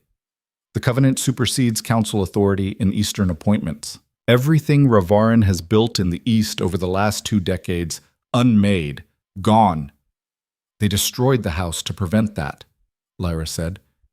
Isadora saw it coming. She had intelligence. She had people inside the Revaran network, which is how she knew the timeline. She had 3 days warning. He paused. 3 days was enough to get you out. It was not enough to get herself out. The fire had burned low. Lyra fed it another piece of wood and watched the flame take hold. "The curse," she said. Corvin nodded slowly. "Not placed by Revaran. Your mother placed it herself." That landed differently than she'd expected. Isadora understood that if you survived, you would eventually be found by the flame. She was an extraordinary woman. She read the patterns of fate the way most people read weather. She knew that a Valak heir bonded to a powerful alpha, especially the Alpha King, would be the end of the Revaran house. They would know it too. They would not stop at exile. They would kill everyone you had ever cared for, systematically, to break the bond and break you. He met her eyes. The curse was protection, not a trap, a barrier. A reason to refuse that Revaran couldn't predict or counter because it came from love rather than strategy. Lyra sat with that for a long moment. Her mother had known, had seen far enough ahead to understand that her daughter might one day stand in a temple with the flame pulling at her chest, and had given her a reason, the only reason that would have worked, because Lyra would refuse a king for politics or pride but never for herself. She would refuse for the people she loved. Isadora Valak had built the curse around her daughter's most essential quality, the willingness to pay the highest price for the people who mattered. It was, Lyra thought, the most terrible and most perfect thing she had ever heard. "Can it be lifted?" she asked. "Yes," Corvin said. "The curse was constructed to dissolve under a specific condition. If the Revaran threat to the people you love is permanently neutralized, if the power that necessitated the curse is broken at its root, the curse ends. Not partially. Completely." "Permanently neutralized," she repeated, "meaning Revaran's power in the East is destroyed. Meaning the conspiracy is exposed and the conspirators are held to account by the kingdom's law. The curse was tied to the source of the danger, not to you personally. Isadora was precise about everything, including this." A pause. "It was also, I believe, her way of ensuring you would have the motivation to finish it. She gave you a problem that had only one solution." Lyra almost laughed. There was nothing funny about it, but the architecture of it. The long, patient, terrible intelligence of a woman who had been dying and had still managed to build a mechanism that would eventually drive her daughter toward the single action that would save the kingdom was so extraordinary that laughing was the only response her body found proportionate. "She sounds," Lyra said finally, "like someone I would have had complicated feelings about." "She was," Corvin agreed. "Someone everyone had complicated feelings about, including me." He paused. "She would have liked you." They sat in silence for a moment that was somehow not uncomfortable. The fire between them and the wind outside and 20 years of waiting finally coming to its point. Then Lyra said, I have 3 weeks before the contact residue on my hands is detectable. I have a former garrison quartermaster in Iron Hallow who will testify to what he knows. I have partial ledger evidence that I memorized but can't physically produce. I need documentation I can carry, and I need a path into the capital that doesn't end with me in the king's dungeon before I can say 10 words. Corvin stood up, with the careful deliberateness of old age, and went to the shelf behind him. He reached to the back of the lowest shelf and withdrew a sealed document case, cylindrical, lacquered, old but well-maintained, with a Valak seal pressed into the wax at both ends. Your mother's original covenant documents, he said. She left them with me the night she brought you to the forest. She said, he stopped, cleared his throat. She said, give them to her when she's ready, and she'll know when that is. He set the case on the table in front of Lyra. She looked at it for a long moment. Then she reached out and picked it up. It was lighter than she'd expected. Ancient parchment and old ink and the legal architecture of a world that had existed before she was born, all of it contained in a cylinder she could hold in one hand. She turned it over. The wax seals were unbroken. Ready, her mother had said. Lyra thought about the mountain facility and the ledger and Drev's testimony. She thought about Brennan's settlement and Cobb's invisibility and Edda's repaired cottage door hinge. She thought about the residue on her hands and the clock running down. She thought about the king's face in the moment before it closed. She was ready. I need horses, she said, and whatever documentation you have about the Covenant's legal mechanism, every procedural detail, written out, so I can cite it from memory if the documents are challenged. She looked up at Corvin. And I need you to come with me. He blinked. You're the last person alive who knew Isadora directly, she said. You can testify to the lineage, not just with documents, in person, with everything that can't be forged. She paused. I know what I'm asking. I know what coming back to Valdermoor means for someone who's been in exile this long. Corvin was quiet for a moment, his eyes going to the hanging on the wall, the silver wolf on dark blue, faded but still clear, still carrying the particular quality of something made with intention and love. I have been in this mountain for 20 years, he said slowly, waiting for this conversation. He picked up his tea and finished it. Give me an hour to bank the fire and pack my things. They left before dawn.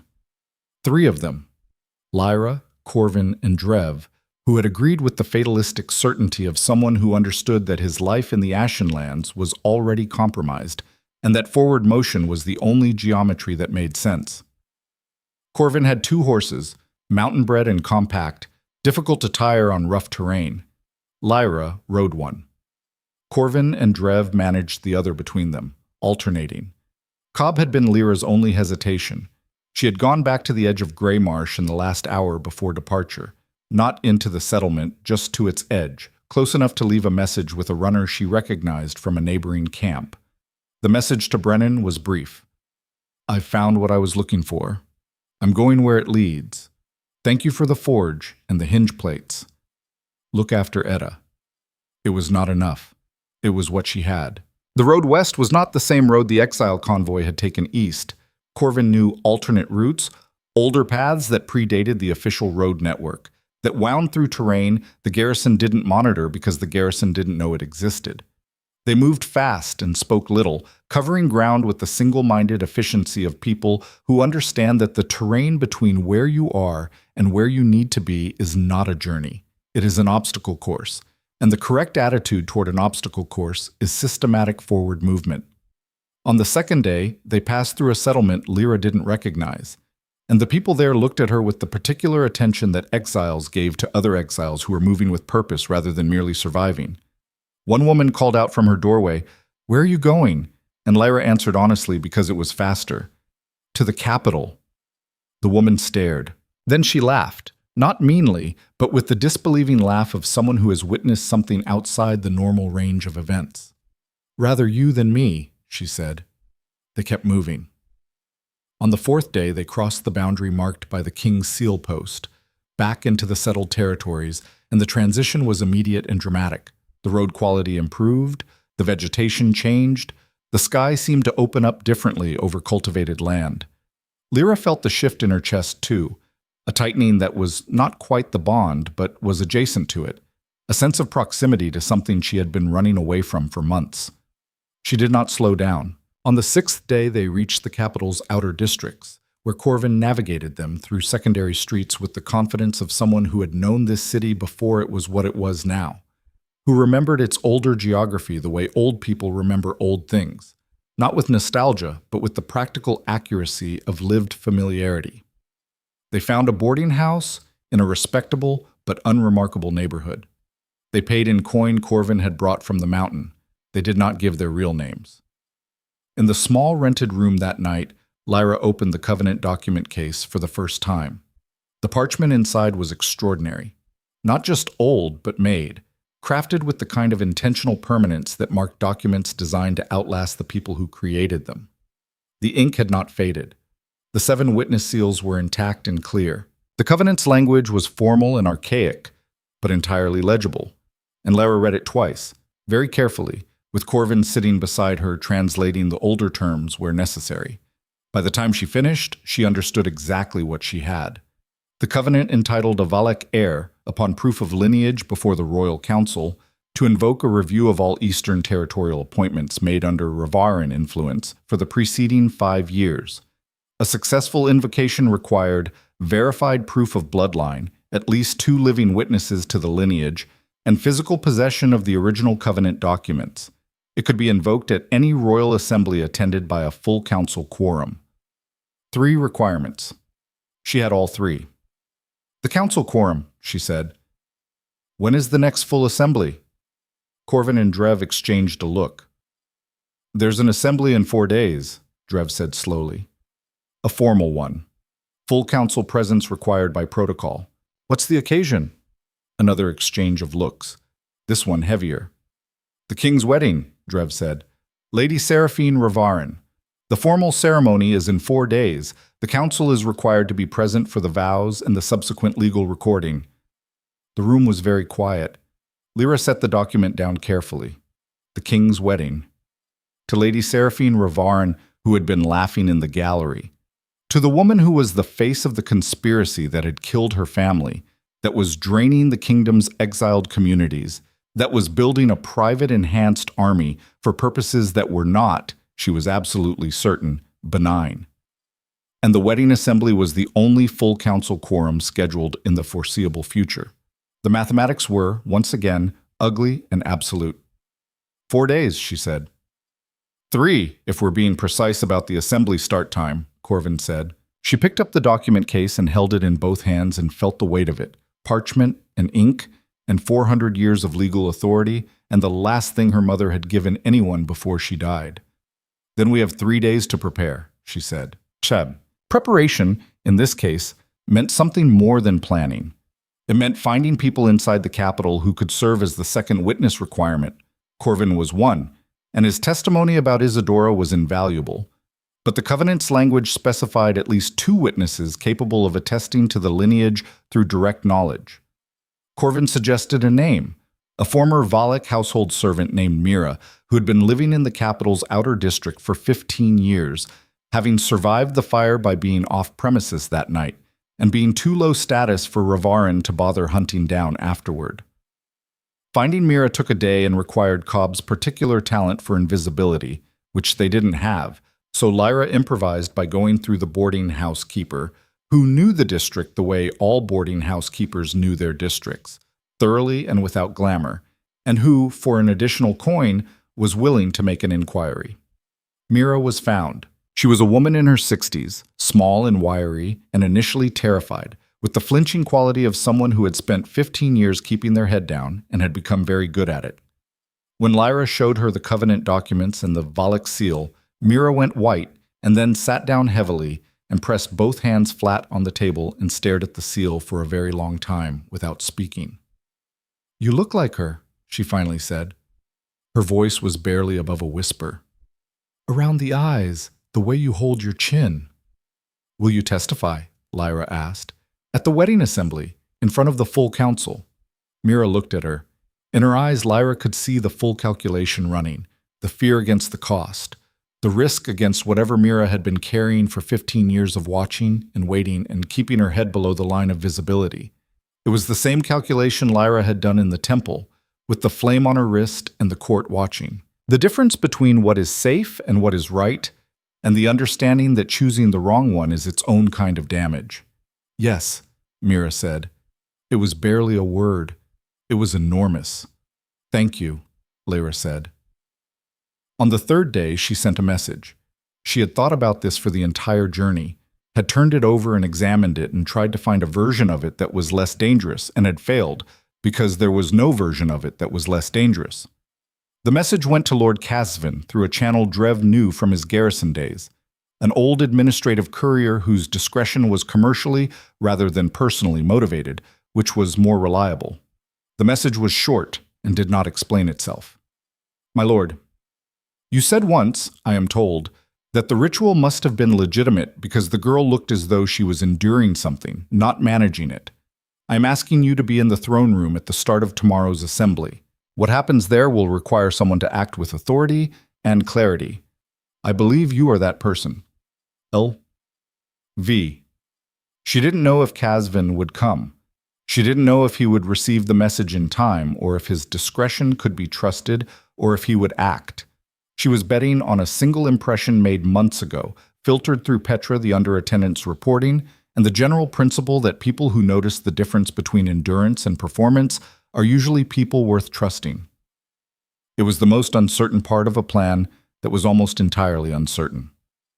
She sent it and did not look back. The morning of the wedding assembly, Valdermoor was dressed for celebration. Silver banners on every parapet, crimson and gold Ravaran colors woven through them like a message. Flowers shipped in from the southern estates, early hothouse blooms, expensive and slightly wrong for the season, too perfect. The streets of the capital were thick with people, the particular crowd of a major royal event, and somewhere in the palace, the machinery of ceremony was moving through its final preparations with the grinding momentum of something that had been planned for a very long time and intended to be permanent. Lyra stood in an alley 3 blocks from the palace's eastern gate and looked at her hands. The residue. She could feel it, not physically, but with the wolf sense that operated below conscious awareness, the sense that told her she was marked, detectable. Somewhere in the palace, or accompanying the Ravaran delegation, there might be someone who could read that mark and know where she'd been and know that the timeline had moved. She had perhaps hours, possibly less. You understand, Drev said from beside her, that if this goes wrong, it's going to go wrong in several specific ways, Lyra said. I've accepted that. That's not reassuring. It wasn't meant to be. She was wearing borrowed clothes, decent ones, nothing that announced status but nothing that screamed exile either, the kind of careful middle ground that Corvin had sourced with the efficiency of someone who had once known how courts worked and still remembered the grammar of it. Her hair was down and brushed, which was not her preference, but was significantly better than the forged smoke arrangement she'd arrived in. She had the document case inside her coat, against her chest, secured with a leather strap that Marin would have approved of as a practical solution. She had Mira beside her, pale but steady. Corvin on her other side, 80 years old and carrying himself like someone half his age, who has decided that this particular occasion warrants full investment. She had Drev, who had every reason to be frightened and was still here. She looked at the palace gate and thought about the throne room inside it, and the ceremony that was probably already beginning, and the man at the center of it who was about to marry the woman orchestrating the destruction of his kingdom. Let's go, she said. Getting into the palace was easier than it should have been, which was itself alarming. It suggested that the security architecture had been designed with the wedding celebration in mind, which meant controlled access at the main gates, but significant foot traffic at the service and administrative entries, where the catering and ceremony preparations were flowing in and out continuously. Corvin knew the service entrance layout from 20 years ago, and 20 years had not meaningfully changed where kitchens were located relative to throne rooms in palaces built on 400-year-old foundations. They moved through the service corridors at the pace of people who belonged there, which was the pace of people who were mildly but not catastrophically behind on something, and Lyra kept her hands in her pockets and her face in the neutral register of someone focused on their task. At the threshold of the main corridor, a guard. Young, clearly assigned to a secondary post with the slightly glazed quality of someone who had been standing still in a formal uniform for 3 hours. He looked at them, at Lyra and her small group, with the beginning of a question forming. Corvin stepped forward before the question finished forming. "Covenant witnesses," he said with absolute certainty. "Administrative summons. The council recorder will be expecting us." The guard looked uncertain. Corvin looked like someone who had been navigating uncertain guards for 80 years. "The council recorder," Corvin repeated, with the patience of a man who has all the time in the world, "is expecting us." The guard let them through. The throne room was full. Lyra had expected it to be full. The wedding assembly was the highest-profile royal event in years, but experiencing the full weight of it was something different from anticipating it. 200 people, perhaps more, in formal dress. The court in its finest and most performative arrangement.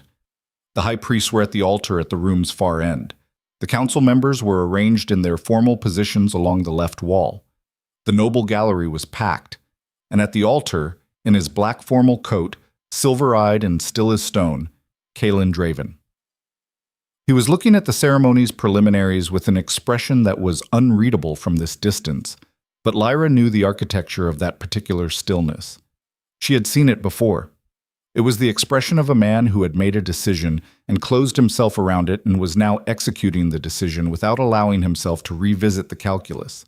Standing opposite him, already positioned at the altar's edge, draped in Ravaran crimson and gold, Seraphine.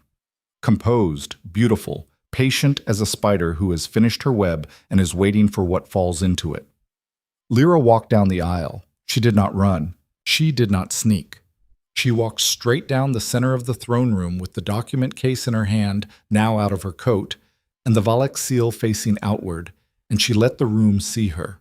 The murmuring started before she reached the halfway point. By the time she was 2/3 down the aisle, the murmuring had become something louder and more chaotic, and the guards at the room's edges were moving, and Seraphine's composure had shifted slightly. Not broken, not yet, but shifted, in the specific way of someone recalculating. Kaelin Draven turned. He saw her. His face did several things in rapid succession, all of them very controlled and most of them impossible to read, but Lyra caught the first one, the first half-second before the king's discipline engaged, and what she saw in it was not anger. What she saw was something much more complicated than anger. "Stop her," Seraphine said. Her voice was calm and immediate, the voice of a woman accustomed to being obeyed. "That woman is an exile. Her presence here is a criminal violation of—" "I invoke the Valak covenant," Lyra said. Her voice was not loud. The throne room's acoustics were exceptional. Every person in the space heard her clearly. The silence that followed was the silence of a room encountering a concept it does not immediately have a framework for. The covenant was 400 years old, was not taught in current legal education, was not part of the living vocabulary of the court. But the high priest, old, thorough, the kind of man who had read everything, went very still in a particular way that communicated immediate recognition. "I am Lyra Valak, sole surviving heir of House Valak, of the Eastern Territories," she continued, walking the last third of the aisle at the same steady pace. "I hold the original covenant documents, unsealed and intact. I have 2 living witnesses to my lineage present. Under the terms of the covenant, signed 400 years ago and never formally dissolved, I invoke the right of heir review of all Eastern territorial appointments made under external house influence in the preceding 5 years." She reached the altar and stopped. "This council is now legally required to hear me." Seraphine moved. It was not the movement of a noblewoman. It was the movement of something that had decided the performance was over, sharp and certain, and in the wrong direction for someone who had nothing to hide. She reached into her sleeve, and the thing she withdrew was small and dark and glowed with a particular low light that Lyra recognized from the Mountain Facilities workshop, from the labeled compounds and the synthesis tables, from the ledger's entries about enhancement agents. Time compressed. 2 things happened simultaneously. Seraphine raised her hand, and the doors on the east side of the throne room burst open. From the east doors, soldiers, but wrong. wearing the king's colors over the carriage of men who had been given something that made the colors feel like a costume, moving with the too fast, too directed aggression of wolves who had been enhanced past their natural limits. A dozen of them, maybe 15. They shifted as they moved, not fully, partial shifts, which under the forbidden compounds was possible and was significantly worse than full transformation because the intermediate state combined size and aggression with functional hands, and they moved into the throne room with the momentum of something that had been held back for a very long time and was now released. The court exploded. People scrambling for exits, guards engaging the enhanced soldiers, the priests scattering from the altar, the noble gallery becoming chaos. In the center of it all, the altar, and Seraphine with her enhancement agent, and Lyra 3 feet away with the document case and a knife that was not designed for this situation. 20 years, Seraphine said. Her composure was back. A different kind of composure now. The kind that lived on the far side of the performance, cold and enormous, and without any of the social warmth she'd been applying like paint. 20 years of work, 20 years of building, and you... She looked at Lyra with an expression that was almost admiring. An exile. A hedge-born nothing. My mother was thorough. She should have been more thorough. Your mother placed the curse, Lyra said. She was tracking the room, tracking Kalen, who had shifted and was engaging the enhanced soldiers in the main body of the hall, his black wolf form massive and ferocious, tracking the positions of Mira and Corvine, who had scattered with the crowd but separately, tracking the exits, the guard positions, the way the enhanced soldiers were moving. Mother was creative, Seraphine agreed, but she underestimated your stubbornness. She raised her hand. It won't matter. Even if your documents are legitimate, you won't be alive to invoke them. The thing she'd withdrawn from her sleeve resolved itself. A sorcerer's focus, a small device for channeling stored arcane energy, and the glow from it was the same chemical light as the mountain facility's compound tables. Weaponized enhancement, distilled and concentrated and ready to deploy. It hit Lyra like a wave. Not pain, not initially. Something worse, a suppression, a pressing down of the wolf nature, the precise opposite of the enhancement compound she'd found in the facility. This was a dampener, designed to force a wolf into human form and keep them there, to strip away the transformation capability entirely. Lyra went to her knees. The document case hit the floor. She kept her grip on it. The dampener pressed down harder, and she felt the bond in her chest react, felt it surge against the suppression the way a fire surges when you try to smother it, felt it push back with a heat that was foreign to her, that was not her own energy but something the bond carried, something the flame had placed in her the night of the binding rite that she had been refusing to access for months. Stay down, Seraphine said. Lyra breathed. She thought about the mountain facility and the stolen resources and the exile communities stripped year after year. She thought about Drev and his compromised shelter. She thought about Brennan's rules. Nobody starves, nobody hides what they have, nobody gets left behind. She thought about Mira saying you look like her around the eyes, in a voice barely above a whisper. She thought about Corvin, 80 years old, packing his things to come back to the city that had taken everything from him. She thought about the bond, the thing she had refused, the thing that had never died despite the refusal, that had been sitting in her chest like an ember for months, patient and persistent and entirely unwilling to be extinguished. She stopped refusing it. It was not a dramatic decision. It was the quietest decision she had ever made. She simply stopped holding the door closed, and what came through was not gentle. The silver light came from inside her, not reflected, generated, the way the hanging on Corvin's wall had suggested, the way the old text described the full Valak transformation. A wolf form that was luminous at its own source, that carried its own light as a property of the bloodline rather than a trick of the environment. She had shifted twice before, and both times it had startled her. This time was different. This time she understood what she was, and the understanding made the transformation complete in a way the previous two had never been. She came up from her knees as a wolf. Silver entirely, so bright in the dark chaos of the throne room that people stopped moving, stopped fighting, stopped running, because the light arrested them the way unexpected beauty arrests people, involuntarily and completely. Seraphine's dampener was designed for wolves. It was not designed for this. The The suppression shattered against the silver light like glass against stone. Seraphine's composure broke for the first time. Something moved across her face that was, Lyra noted with a distant and very clear part of her mind, genuine fear. The first genuine emotion she had seen from the woman, and it was fear, which told her that Seraphine understood exactly what she was looking at and exactly what it meant. Lyra moved, not toward Seraphine, toward the focus device, the sorcerer's instrument that was the source of the suppression, and also, she had understood from the mountain facility's notes, the control mechanism for the enhanced soldiers. Without it, the enhancement compounds would run unchecked, which was dangerous. But the focus device was what was directing them, what was keeping their aggression organized and targeted rather than simply explosive. She needed to contain it without destroying it. Destroying it would release the directionless aggression into a room full of people. She needed to trap it, hold it, neutralize its directive function, while keeping it intact enough to be evidence. The silver light let her move faster than she had ever moved in human form. She hit Seraphine's extended hand with her shoulder, a controlled impact, calculated. And the focus device went sideways rather than shattering, and she pinned it against the altar's base with one paw and held it there. Seraphine went for it with her other hand. "Don't," said a voice. Kalen Draven, in his black wolf form, enormous, the largest wolf in the room by a factor that was frankly unreasonable, came through the battle in the hall's main body and put himself between Seraphine and the altar with a finality that was not violent.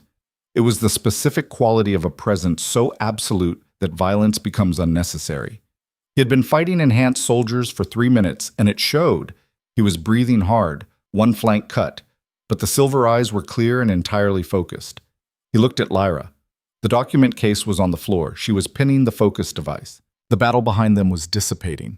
The enhanced soldiers, without the focus device's directive signal, were losing their coordinated aggression, and the king's guards were managing the remainder with the disciplined efficiency of people who had been waiting for the chaos to become containable. Seraphine looked between them, at the black wolf and the silver one, at the document case on the floor with its Valek seal visible, at the focus device pinned to the altar base, and the calculation behind her eyes ran through its full course and arrived at its conclusion. She reached into her other sleeve. A second focus device, smaller. A different configuration, not a dampener, not a control mechanism. The light it generated was darker, more red than gold, and Lyra recognized it from the most restricted section of the mountain facility's workshop, from the label she had read once and understood immediately as the reason the entire compound synthesis operation was genuinely catastrophic rather than merely corrupt.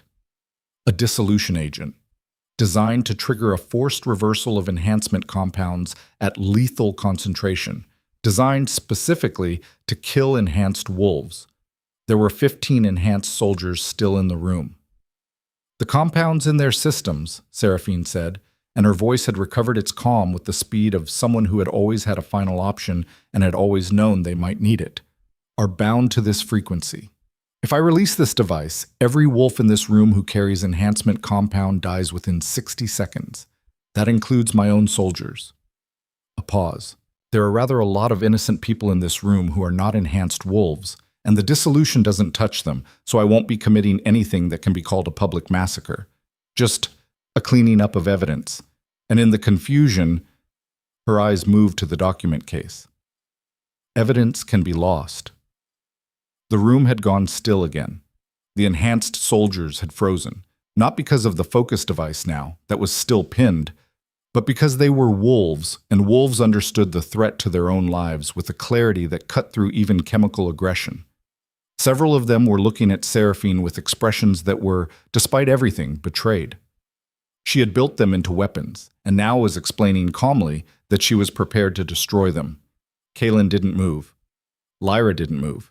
The dissolution device glowed red in Seraphine's hand, and from the far side of the throne room, from the direction of the council's formal positions, a voice said with the specific authority of someone who has been given one clear moment and intends to use it entirely. "Lady Seraphine Ravarin, Lord Casvin, 70 years old, standing very straight.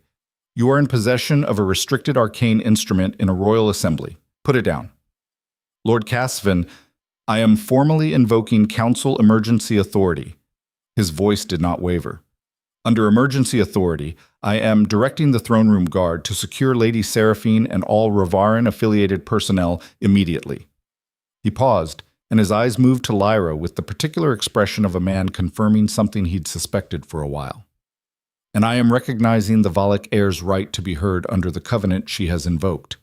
The silence stretched for 3 seconds. Then the throne room guard moved. Seraphine's calculation ran its final course. Run the device, kill the enhanced soldiers, lose everything anyway when Casvin's emergency authority held and the guard reached her. Or surrender the device and face the council with the evidence Lyra was carrying and whatever Casvin had clearly already begun to understand. The mathematics, ugly and absolute, gave her one answer. She lowered her hand. The dissolution device was secured by a guard before her arm had fully dropped. Lyra released the first focus device to a second guard, slowly and deliberately, and then shifted back to human form with the silver light fading gradually. Like a lamp being turned down, not extinguished, a controlled dimming, and stood at the altar in her borrowed clothes with the document case in her hand and the bond burning in her chest with a heat that was, for the first time, fully unguarded. Kalen shifted back. He was 12 feet from her, closer than he'd been since the night of the binding rite, and the quality of his attention, the way those silver eyes moved over her face, cataloging and processing with the same thoroughness he'd applied to everything, was exactly what she remembered, exactly what she had been carrying in its own sealed compartment for 5 months. He looked at the document case, at the Valak seal. "Lyra," he said, the first time he'd said her name. Not the Omega, not the exile, not the exile's designation number that the banishment order had assigned. Her name. She held up the document case and met his eyes and said, with the steadiness she had learned from years of precise work and hard survival, and the particular discipline of a woman who had decided what mattered and was not going to be moved from it. "I have evidence of a conspiracy operating under your name and authority for the past 22 years. I have witnesses. I have documentation." She paused. "And I have a great deal to explain." The throne room was silent. In the silence, from somewhere near the council positions, Lord Casvin said, "I suggest we begin." They used the council chamber because the throne room was a battlefield, and the battlefield needed to be cleared before it could become anything else.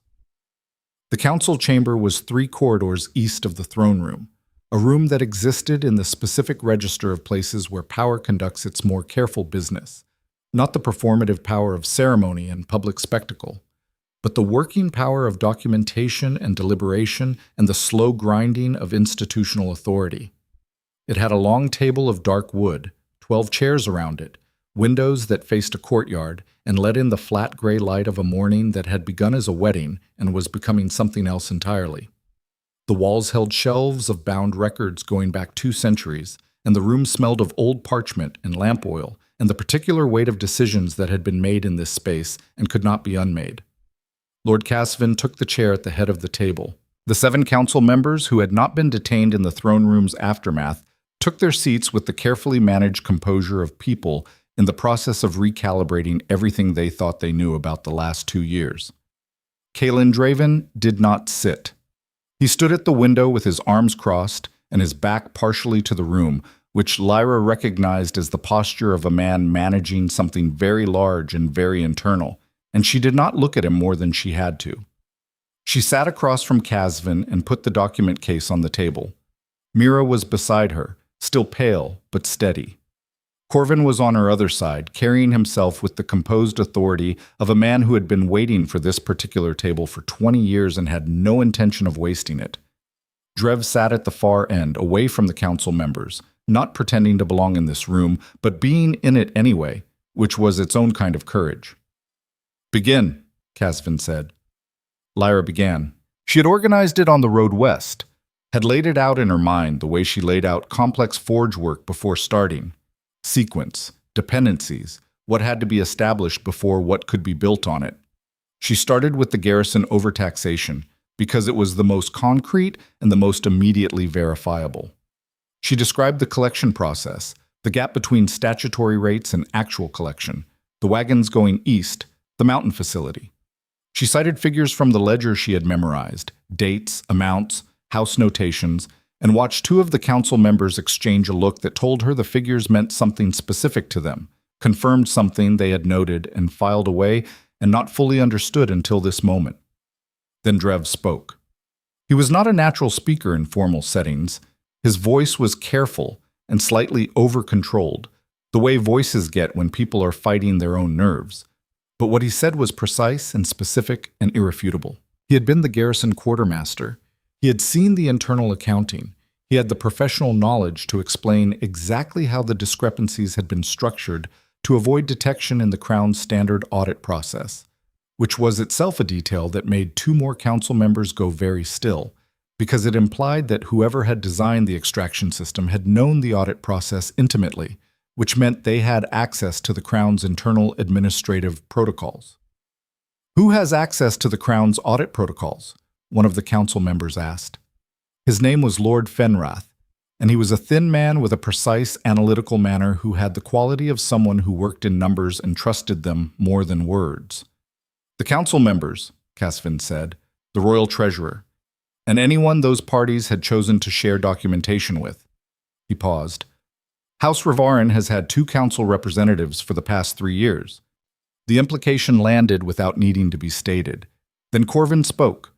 He spoke with the unhurried precision of extreme old age combined with the specific authority of someone who had been present at events that were now history, and the combination was something the council chamber had perhaps never hosted: living primary testimony about a 22-year-old political murder delivered by the last surviving direct witness. In the presence of the heir, the murder had failed to eliminate. He produced, from the worn satchel he'd carried down from the mountain, 3 additional documents. A letter from Isadora Valak written 14 days before the fire, addressed to Corvin and describing the threat she had intelligence about.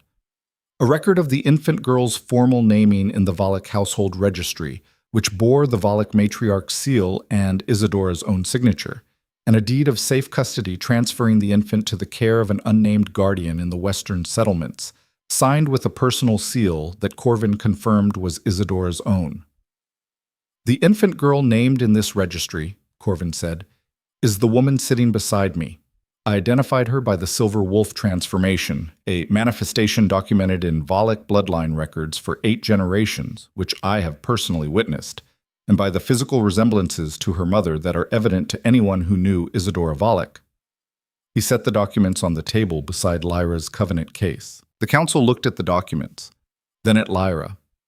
Then Lord Fenrath said, with the tone of a man doing arithmetic out loud, "If the lineage claim is valid, and I am not yet saying that it is, only that the documentation before us is substantively consistent with validity, then the covenant invocation has legal force. Every Eastern territorial appointment made under Ravarin influence in the past 5 years is subject to mandatory review." "It has legal force," Casvin said with a finality that communicated he had already done the legal arithmetic and was not entertaining further debate on the preliminary question. "The covenant was never dissolved. Its terms are unambiguous.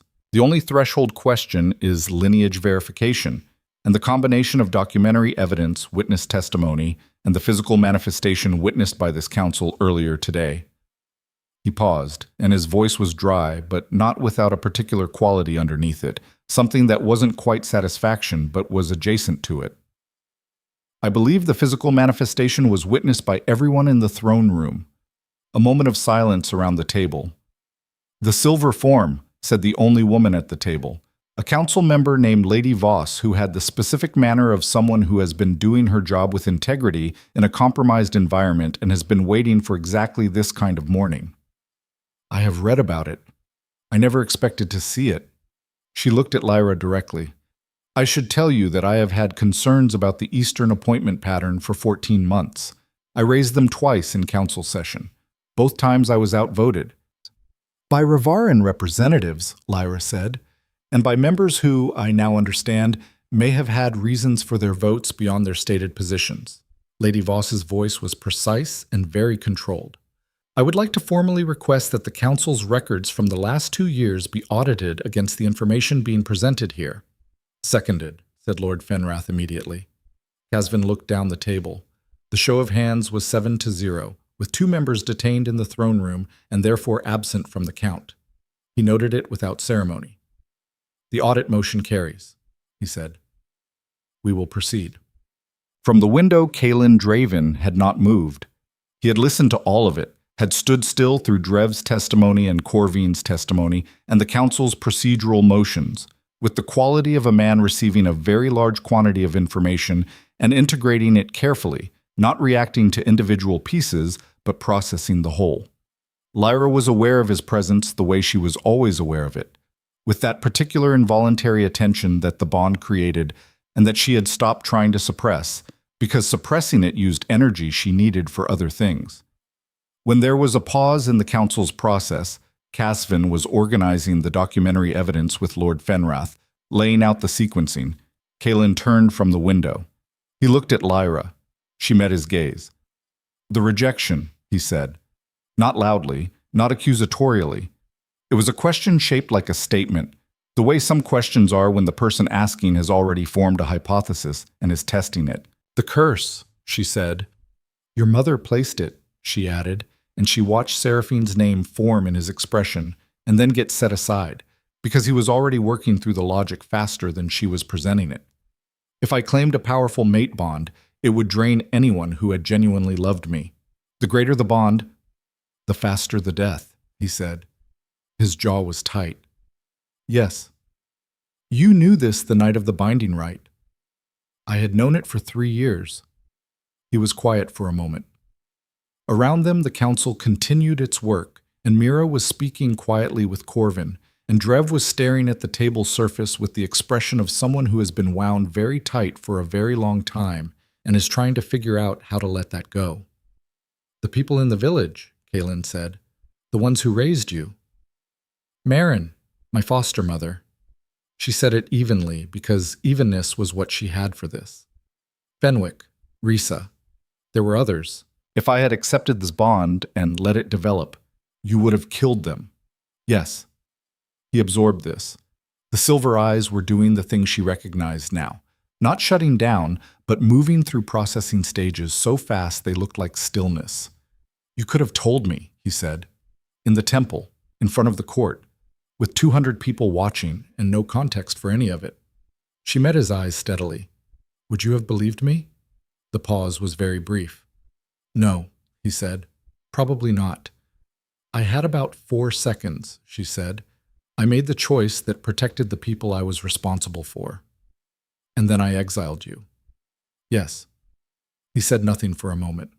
The word had the quality of a complete sentence, one that contained something he was not going to say here, not in the middle of a council session with 7 people and a table full of documentation, not while the morning was still sorting itself out from chaos.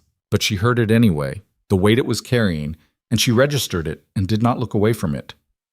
"The exile," Casven said from the end of the table, with the careful timing of a man who understood when a private exchange needed to be allowed to complete before the institutional proceedings resumed, was issued under the standard rejection provision.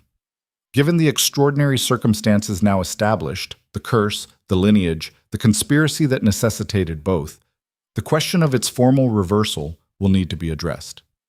"Addressed immediately," Lady Voss said. Casvin looked at Kalen. The king had straightened from the window and his expression had recovered its usual quality, measured, deliberate, the expression of a man who makes decisions and stands in them. "The exile order is rescinded," he said, formally and completely, effective now. He said it the way he said most things, without ceremony, without qualification. It simply was, because he had decided it was. Lyra held very still for a moment. She had not let herself want this. Had spent 5 months managing the wanting out of existence through work and cold and the daily grind of survival, and now it landed. Simply and finally, she was not in exile. She could go back to Crest Hollow if she chose. She could walk through the main gate of any city in the kingdom without lowering her head. "Thank you," she said. He looked at her with the silver eyes that were currently unreadable in the specific way that meant they were very full, and then he turned back to the council. "Continue," he said. The formal proceedings took 8 hours.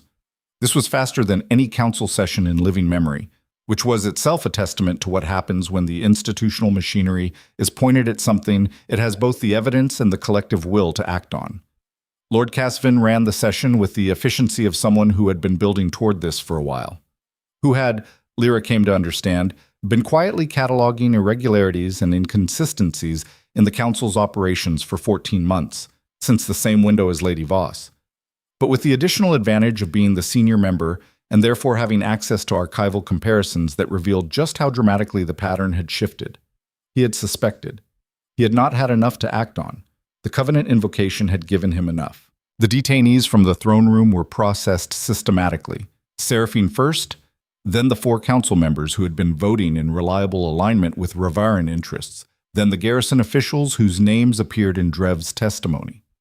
A royal investigator was dispatched to the mountain facility with a guard company and a legal documentation team. A second investigator was sent to the Eastern Garrison headquarters with instructions to secure all records before any administrative purge could be initiated.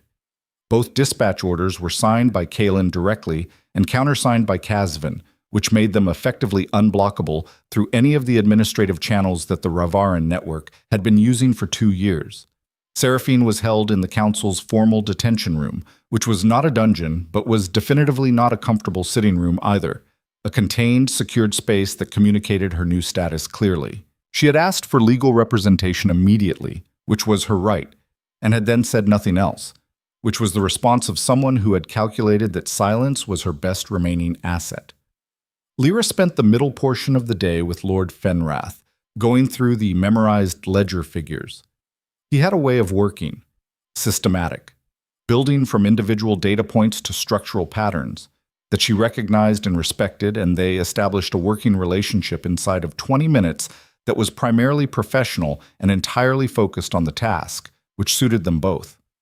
By the 3rd hour, they had reconstructed enough of the ledger's financial record from Lyra's memory and Drev's supplementary knowledge to establish the rough shape of the extraction operations scale. The total resources siphoned from exile communities over 18 months, converted to standard value equivalents, was an amount that made Lord Fenrath set his quill down for a moment and look at the ceiling.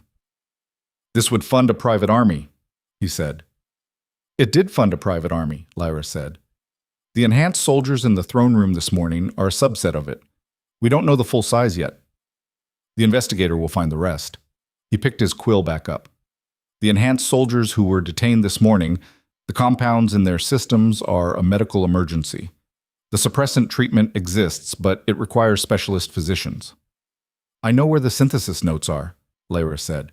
"In the mountain facility. The same facility that produced the compounds will have the treatment protocols. Whoever developed the compounds would have developed the reversal as a safety mechanism. You don't build a weapon without building the antidote." Fenrath looked at her. "How do you know that?" "I've worked in a forge for most of my life," she said. "You don't build something you can't unbuild. Anyone competent enough to synthesize what I saw in that facility is competent enough to know you need a failsafe."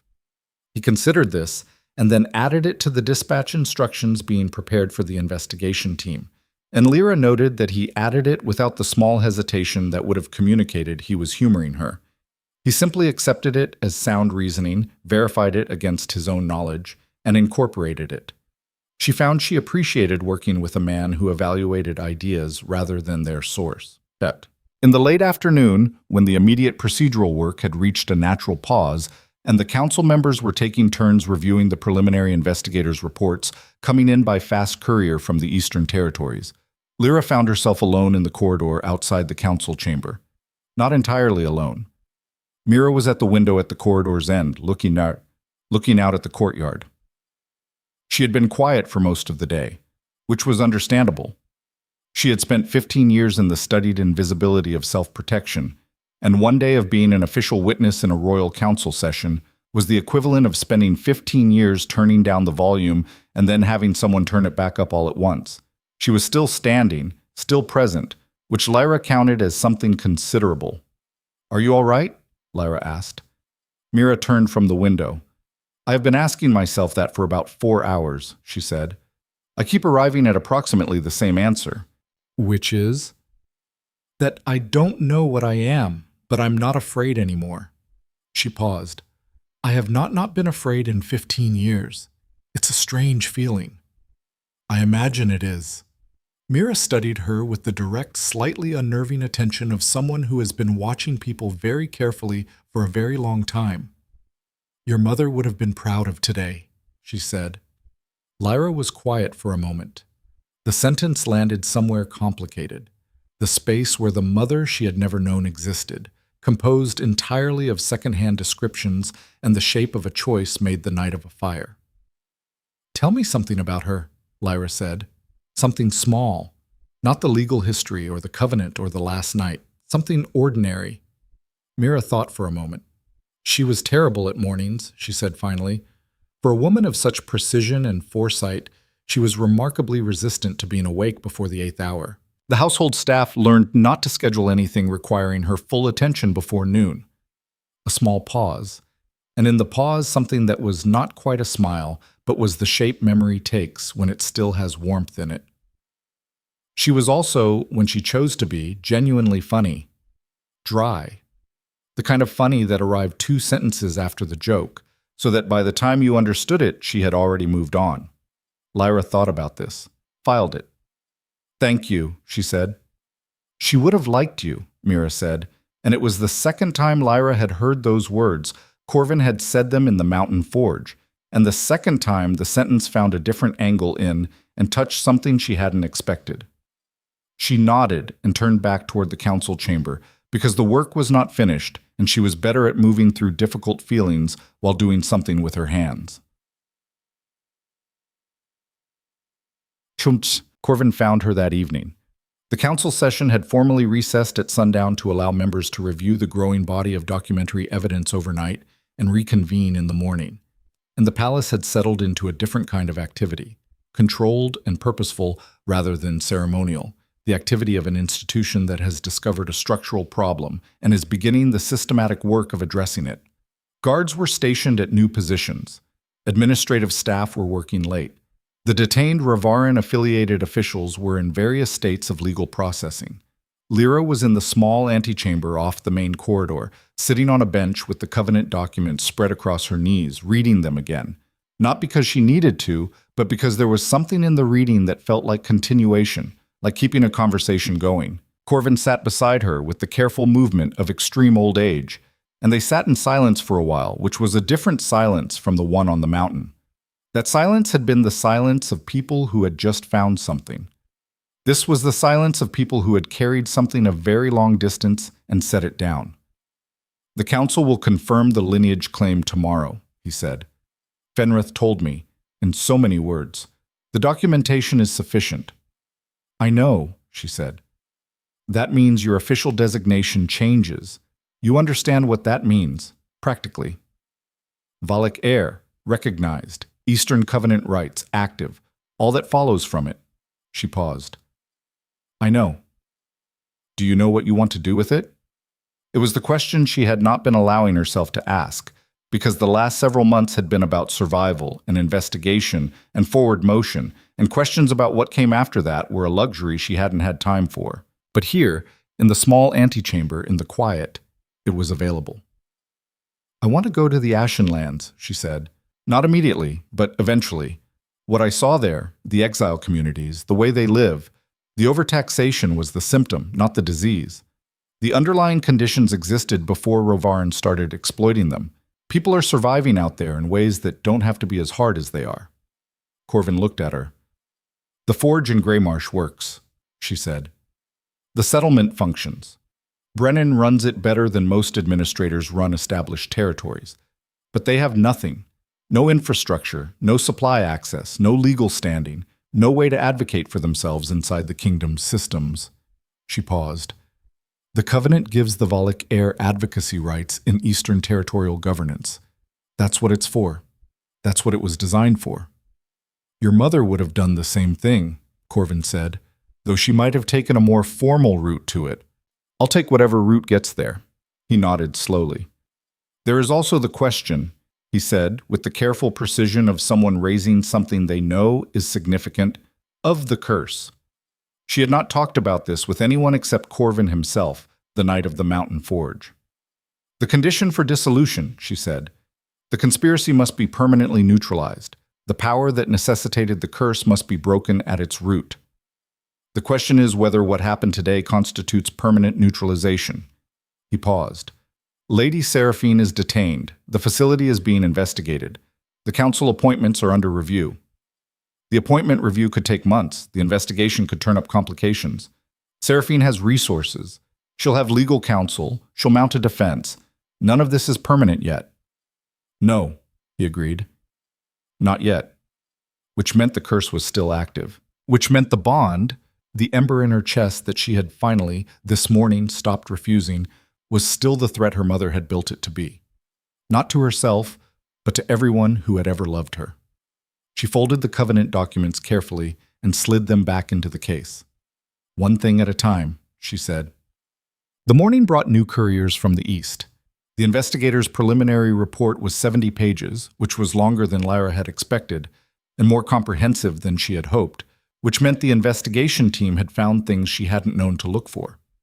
She read the relevant sections with Fenrath and Casvin in the restored council chamber, the morning session having a different quality than the previous day's emergency proceedings, more methodical, with the particular rhythm of institutional machinery that had shifted direction and was now running hard in the new one.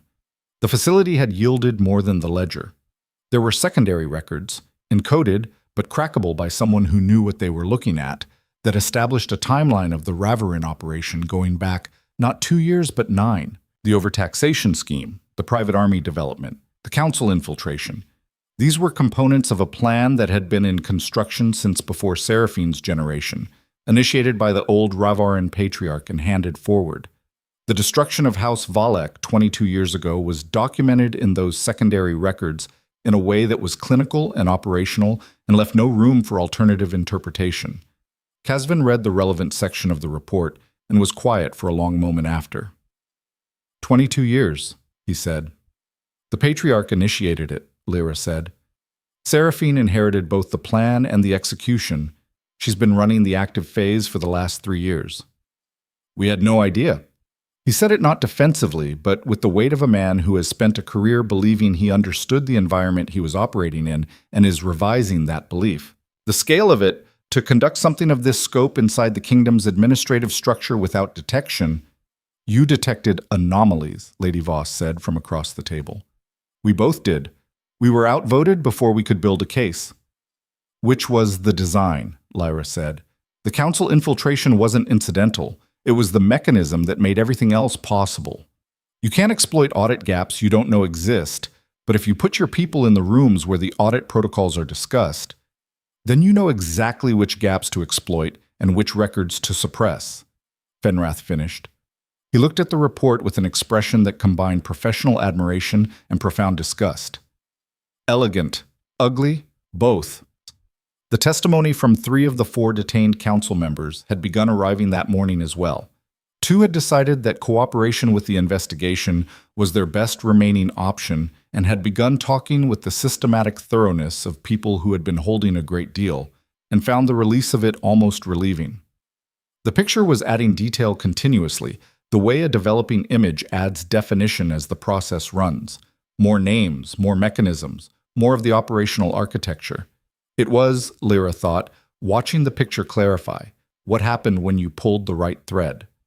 Not one thing unraveling, but everything, because the entire structure had been connected, and connected things fell together. Mid-morning, a guard appeared at the council chamber door and spoke quietly to Casvin. Casvin listened and then looked at Lyra. The king is asking for you, he said, his private study. The room did not change its activity, but there was a quality of awareness in it, the particular awareness of a group of people who are all very carefully not looking at something. Lyra set down the report section she'd been reading, straightened the papers, and stood. I'll be back, she said. It was slightly unnecessary. She said it anyway.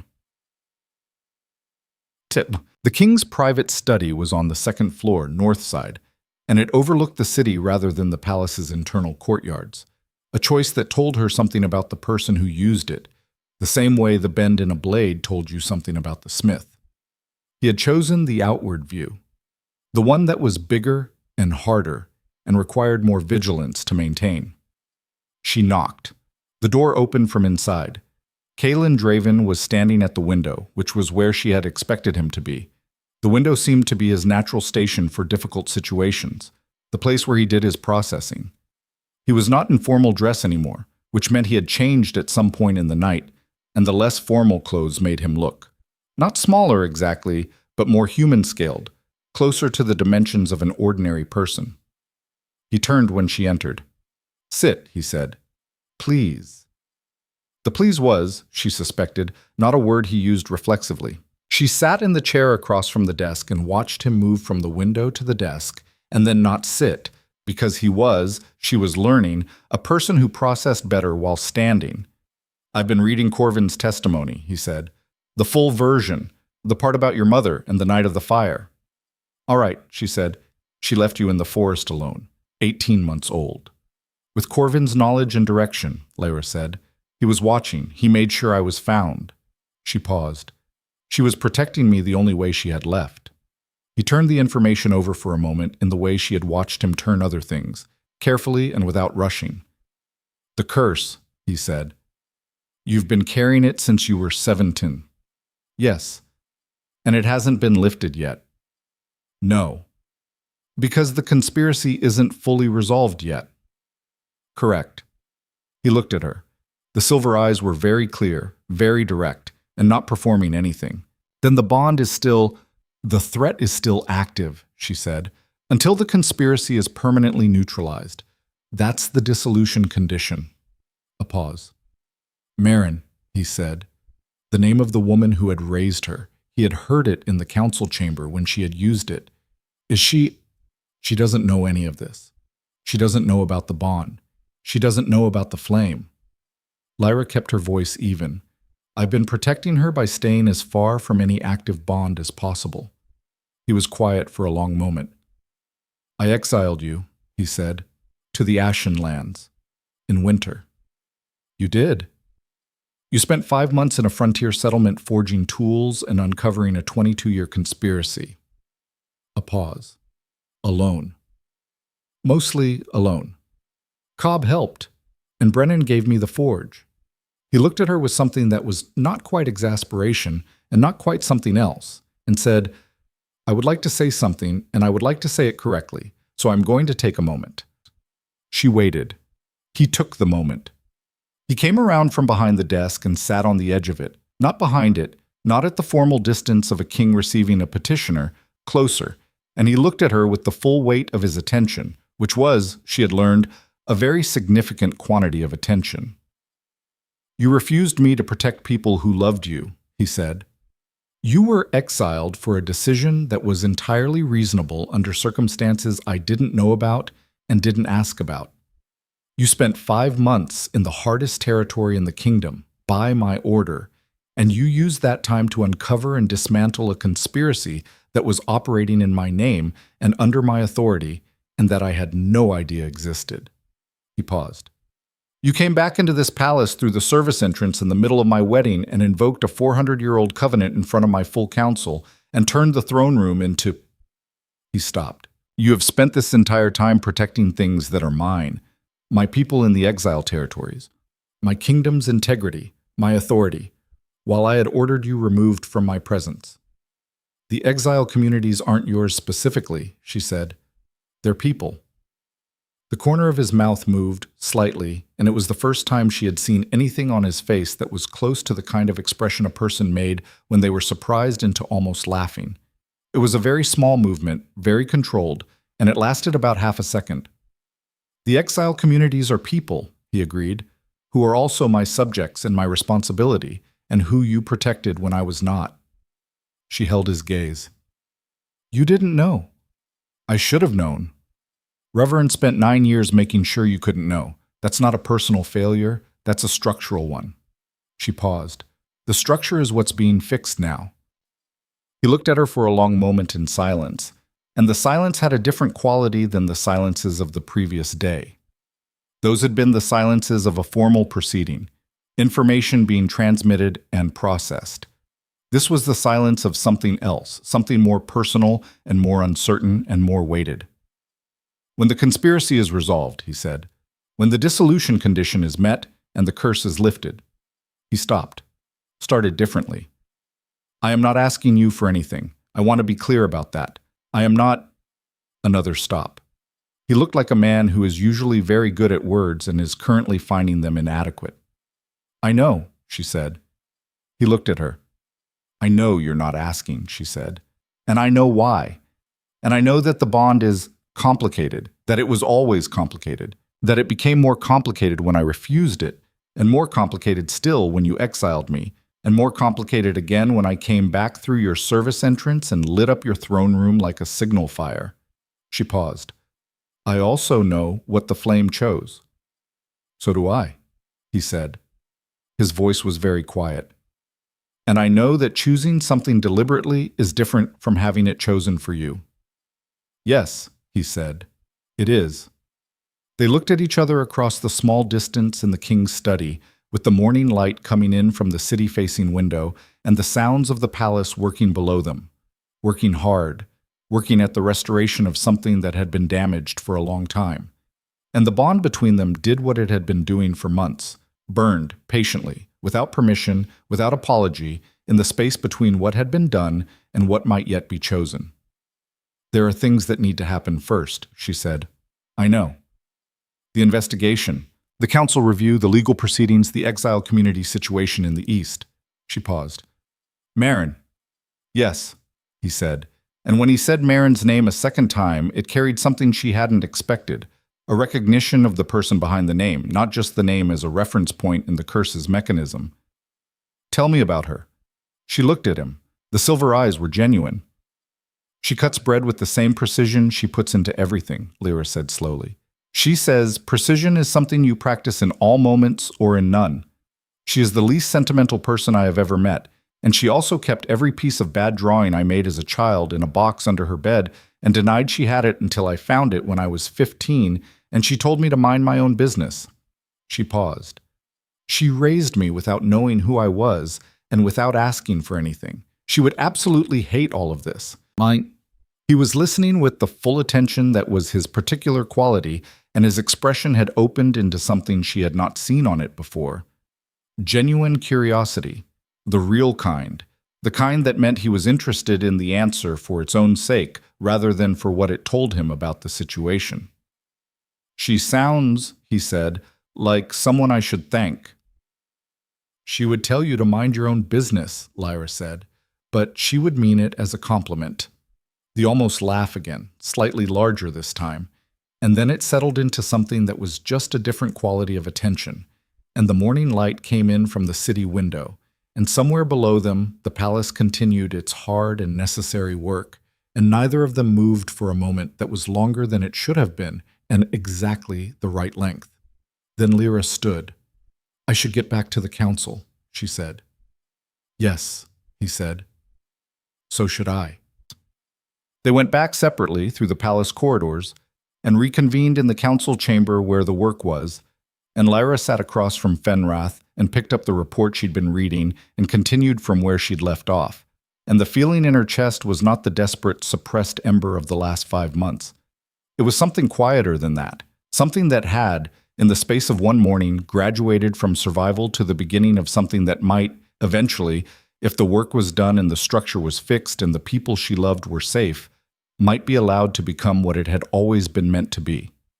She kept reading. The work was not finished, but for the first time she could see through to the other side of it. The investigation took 3 weeks. 3 weeks during which the palace operated in the particular mode of an institution that has discovered a load-bearing wall is compromised and must continue living in the house while the repair is underway, carefully, with heightened attention to every creak and shift, with the constant low-level awareness that what was being fixed was essential and the fixing could not be rushed. The council met daily. The investigative team sent couriers from the east every 48 hours. The legal proceedings against the detained officials moved through their mandatory procedural stages with a thoroughness that Casvin enforced personally, because he understood that the difference between justice and the appearance of justice was documented process, and he was not willing to hand anyone a procedural argument for reversal on appeal. Lyra worked. It was what she did. It was what she had always done. Found the useful thing and did it. Found the broken thing and fixed it.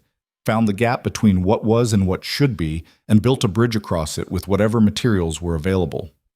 In the palace, the available materials were different from those in Greymarsh's forge, documents rather than iron, institutional knowledge rather than physical tools. But the fundamental process was the same, and she found that she was good at it in ways she hadn't entirely predicted. She worked primarily with Fenrath on the financial reconstruction, the full accounting of what had been extracted from the exile communities and what had been misappropriated from the crown's eastern revenues. The numbers were significant and the exercise was painstaking because Ravarin's people had been deliberately obfuscating for years, and disentangling the deliberate obfuscation from legitimate administrative complexity required the particular patience of someone who does not give up when a thing is difficult. She worked with Lady Voss on the Eastern Appointment Review, going through 2 years of council decisions against the now documented pattern of Ravarin influence, identifying which appointments were tainted and needed reversal, which positions needed new occupants, and what the process for legitimate reappointment should look like going forward to prevent the same vulnerability from being exploited again. She worked with Drev, whose exhaustive knowledge of the garrison's internal administration turned out to be invaluable in a way that neither of them had fully anticipated. He knew where the bodies were buried, metaphorically speaking, with the comprehensive certainty of someone who had been the person responsible for knowing where things were and had never managed to fully unknow any of it. And between sessions, in the corridors and the small antechambers and the occasional shared meal that became routine by the second week without anyone formally deciding it would, she worked alongside Kaelin.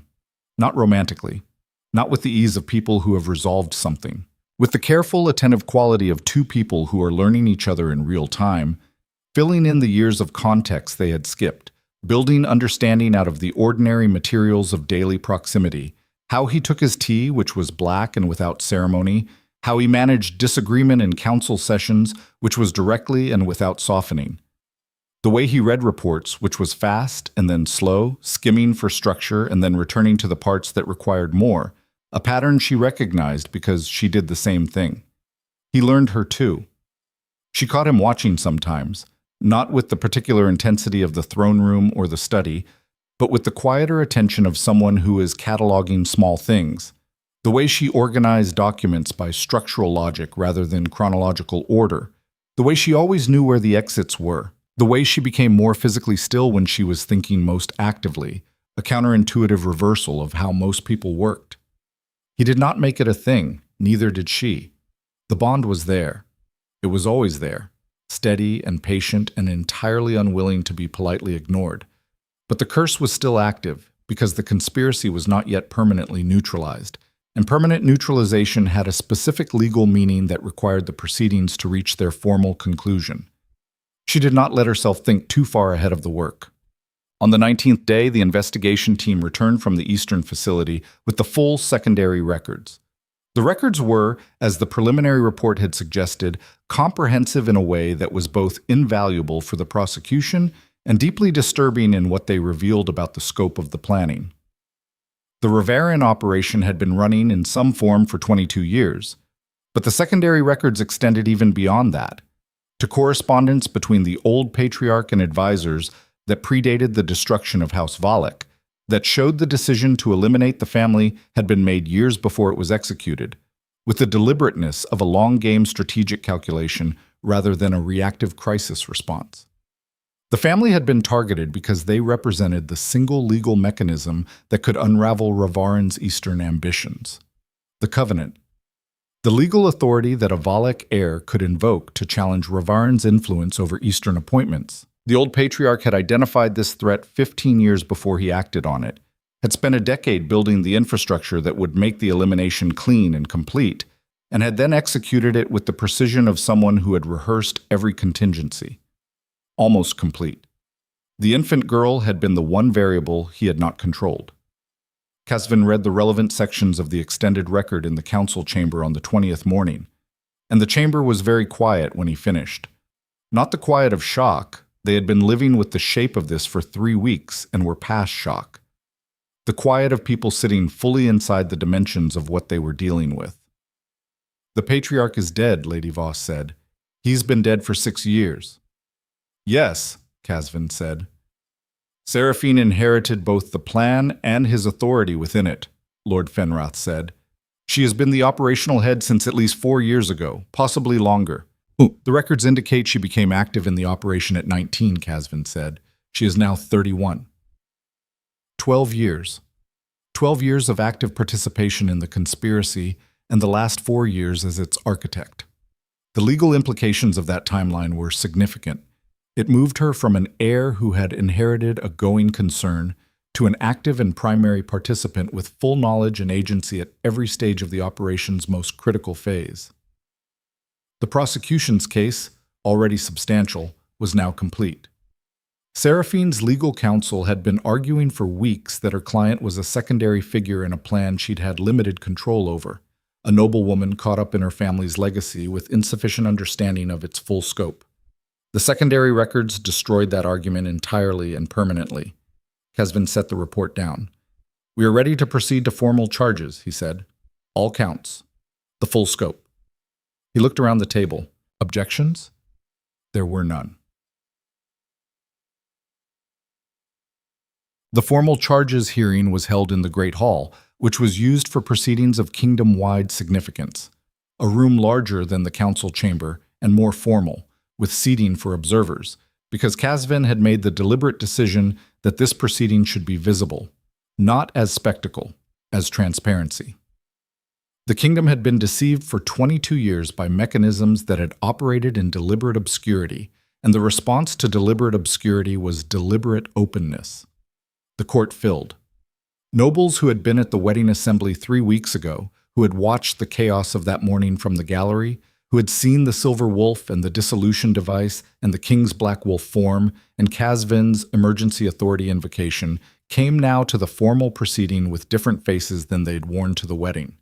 The wedding had promised them an alliance between the throne and the kingdom's most powerful noble house. What they had gotten instead was an education.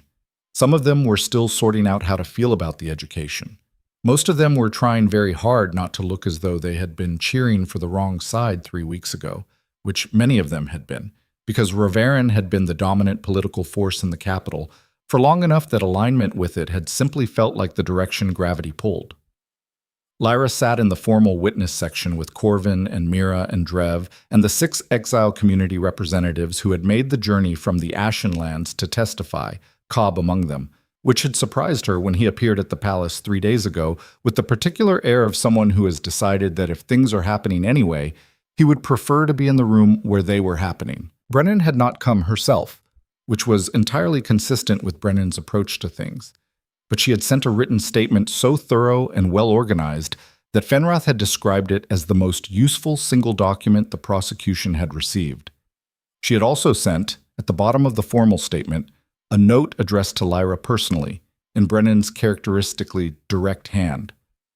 "The forge is still yours if you want it, but I suspect you have other priorities now." B. Lyra had read it twice and folded it and put it in her coat pocket and kept it there. Seraphine entered the hall escorted by 2 of the king's guard, and she did it with the composure she had been performing since her detention, immaculate, controlled, the composition of a woman who has decided that if she cannot win the proceeding, she will at least win the aesthetic of it. She wore Ravarin colors, which her counsel had clearly advised her to do, and which Lyra thought was a miscalculation. In a room where the full scope of what Ravarin had done was about to be formally read into the record, wearing Ravarin colors was not a statement of pride. It was an anchor. The charges were read by a formal herald, which was the procedural requirement for proceedings of this class, and the reading took 45 minutes because the charges were thorough. The hall was very quiet throughout. Lyra watched Seraphine's face as the charges were read. For the first 20 minutes, the composure held completely, professional and impressive, the kind of composure that was genuinely trained rather than natural. But somewhere around the 20-minute mark, when the charges moved from the financial crimes and the conspiracy to the specific documentation of what had happened 22 years ago and what had been done to the Volek family and why, the composure developed a quality that Lyra recognized as the composure of something under more load than it was designed to bear. Not breaking. Not yet. But the cracks were visible, if you were looking. When Mira took the witness stand, Seraphine looked at her for a long moment, and the look said something that had nothing to do with legal proceedings. It was the look of a woman calculating how long ago this particular threat had been in position and concluding that she had fundamentally underestimated the reach of the survivors she'd assumed were beneath noticing. When Corvin spoke, delivering his testimony with the absolute authority of 80 years of direct knowledge, Seraphine looked away. When Drev presented the garrison accounting, line by line, in the methodical professional voice of a man who had been carrying this knowledge like a stone for 3 years and was finally setting it down in the right place, several of the nobles in the observer section shifted in their seats with the discomfort of people who were recognizing the names attached to the accounting figures. And when Lyra placed the Valek Covenant documents on the formal evidence table, the originals, unsealed, laid flat under the Great Hall's light, so that every person in the room could see the 7 witness seals and Isadora Valek's signature and the unbroken chain of legitimacy they represented, she heard the hall change. Not dramatically, not a gasp or a murmur, something more subtle than that, a collective adjustment, the sound of a large number of people shifting their understanding of something they had thought they already understood. She stood at the evidence table and felt the hall looking at her, and she looked back at it steadily, the way she had stood at a forge fire, not aggressive, not defensive, just present, certain of her footing, unimpressed by the heat. Lord Casvin spoke for an hour. He was not eloquent in the performed sense. He didn't use the rhetorical devices of the trained orators who worked the Great Hall for political effect. He was precise. He was thorough. He built the case the way a good structure was built. Foundation first, then walls, then roof, each element supporting the next, and the whole thing standing on its own before he added any additional weight. By the time he finished, there was nothing left to argue. Seraphine's counsel spoke for 20 minutes. The arguments were technically competent and substantively hollow, and the hall knew it, and the council knew the hall knew it, and the 20 minutes had the quality of a formal obligation being discharged rather than a genuine contestation. Casvin called the verdict. The council voted. 12-0. The sentencing was delivered the following morning in a smaller session because Casvin understood that there was a difference between proceedings that needed to be public and proceedings that needed to be clear, and the sentencing required clarity more than visibility. Seraphine Ravarin was stripped of her noble title and her house's eastern territorial holdings, which were divided between restitution to the crown and restitution to the exile communities from which resources had been stolen. She was sentenced to permanent exile, not to the Ashen Lands, which would have been operationally useful to her given her knowledge of the territory, but to the Northern Island territories, which were administered and functional and entirely outside the sphere of any network she had built.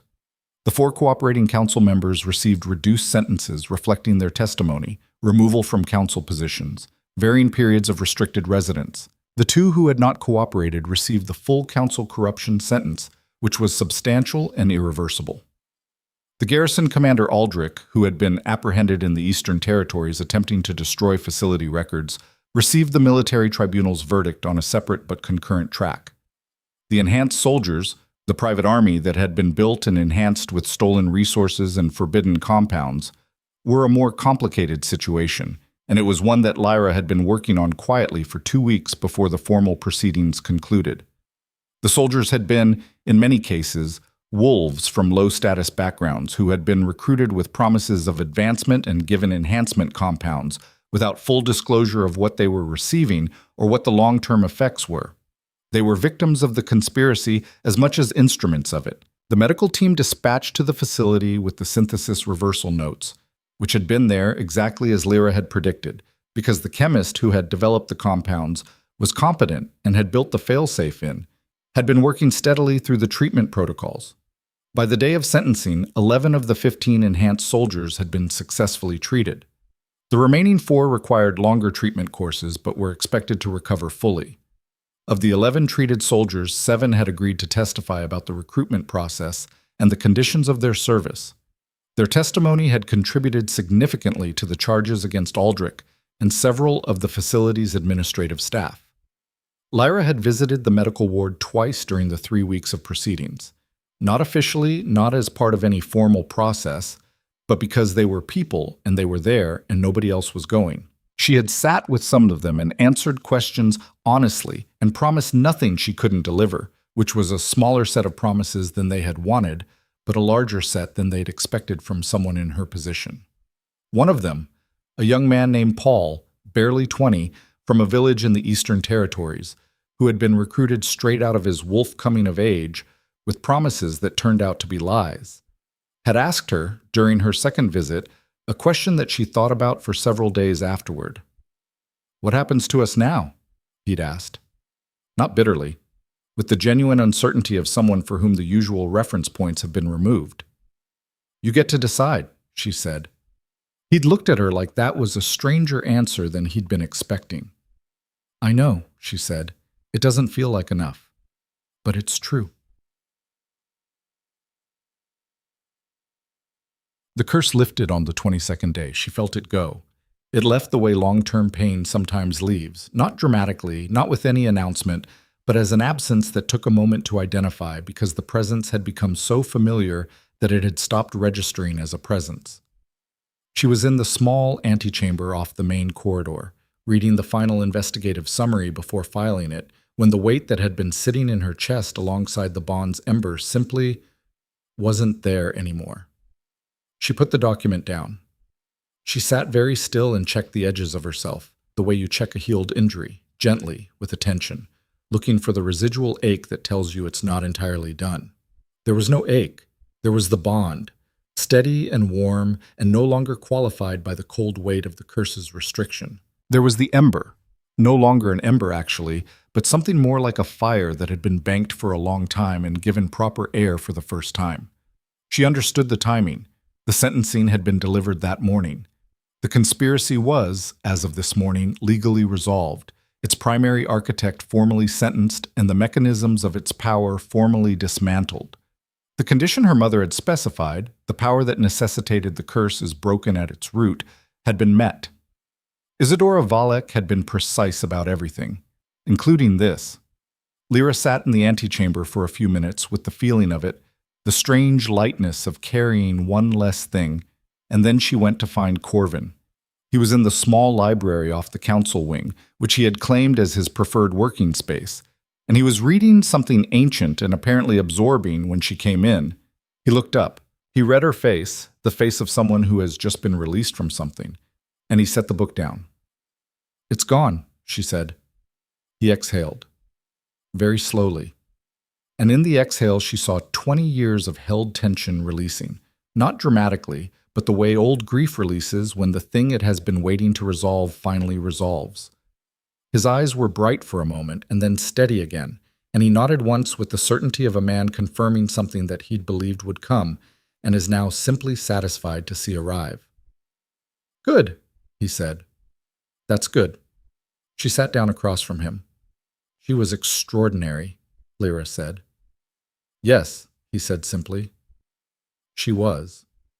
They sat together for a while in the library's quiet, with the old books and the afternoon light, and did not need to say anything else. She went to Kaelin that evening, not to the study, to the northern terrace, where Cobb had seen the king walking most evenings, and had reported it with the precision of someone who notices things and does not analyze why he is noticing them. It was a high terrace, stone-railed, overlooking the city's rooftops and the long horizon where the settled territories gave way to the ashen land's gray distance in the darkening east. He was there, standing at the rail, looking at the horizon, with the posture of someone who is not performing solitude but genuinely in it. She came and stood beside him at the rail. "The curse is gone," she said.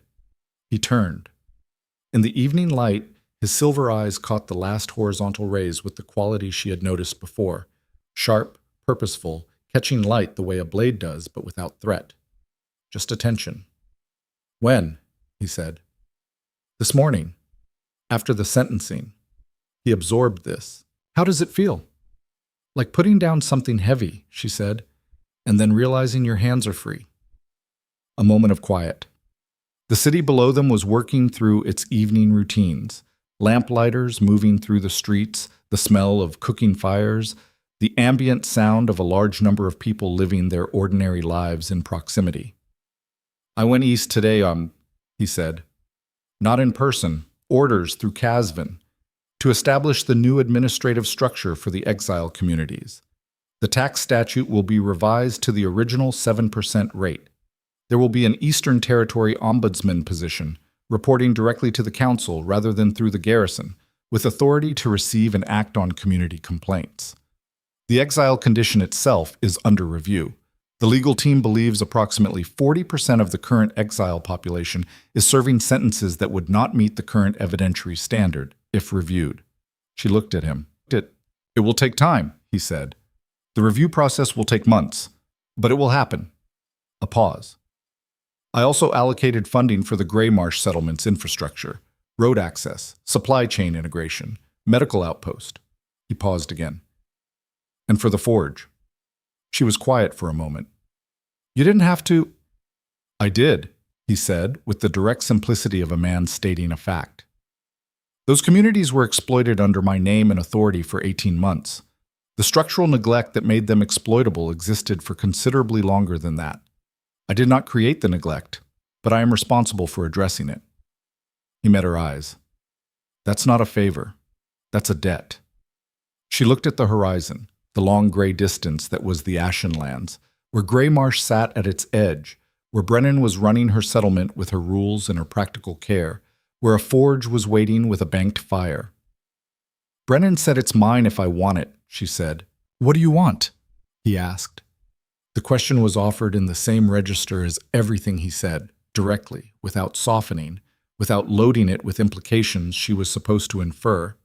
He was asking what she wanted, and he intended to hear the answer.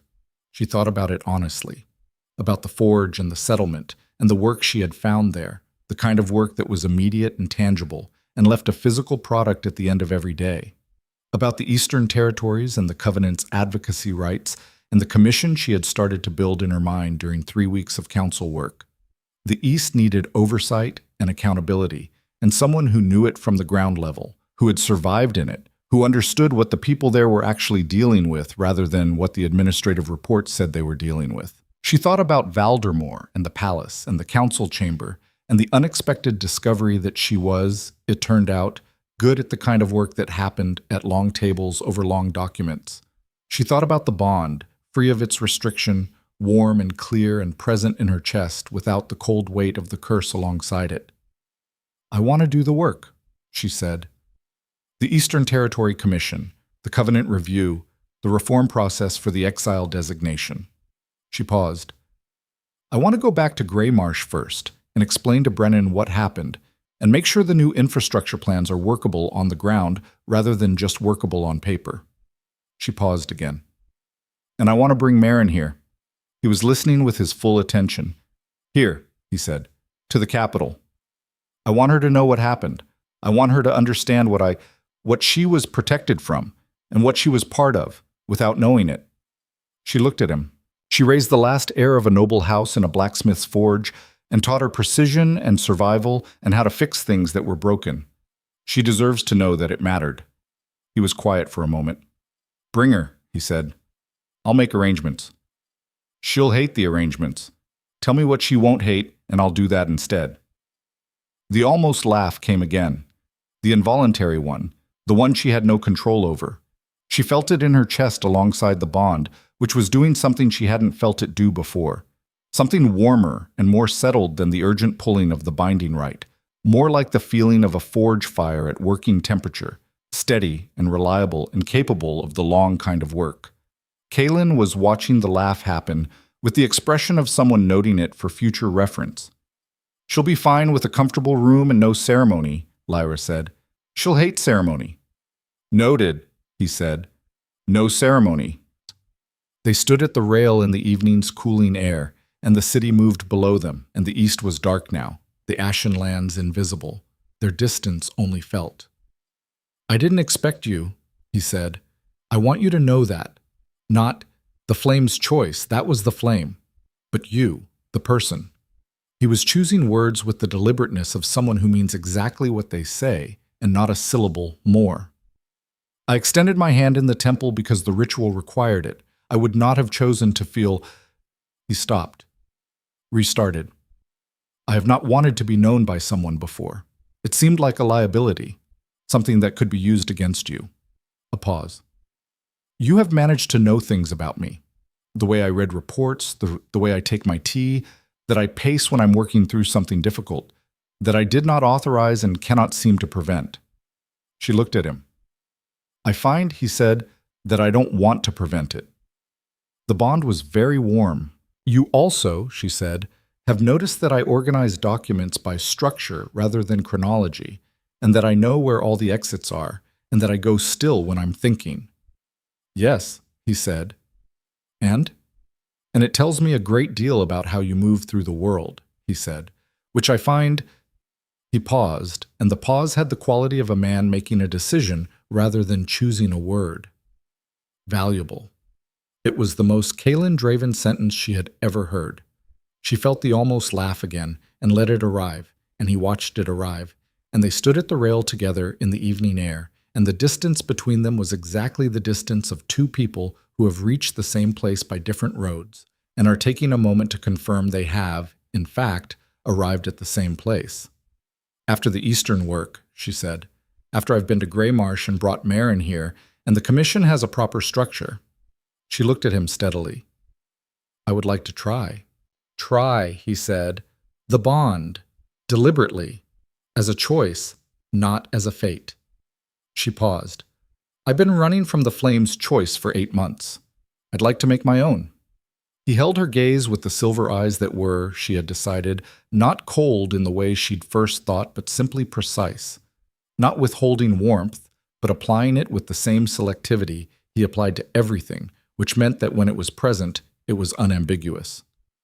Then we will, he said. Not a promise performed for the moment.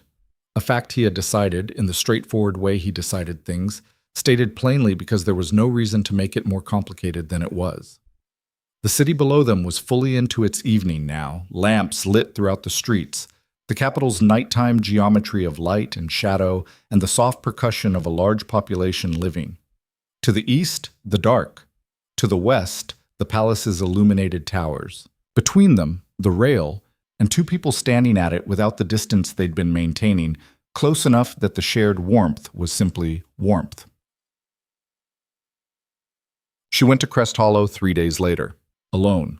No escort. She had been clear about that, and Kaelin had not argued, which was one of the things she was learning about him, that he understood the difference between security and autonomy and did not confuse them.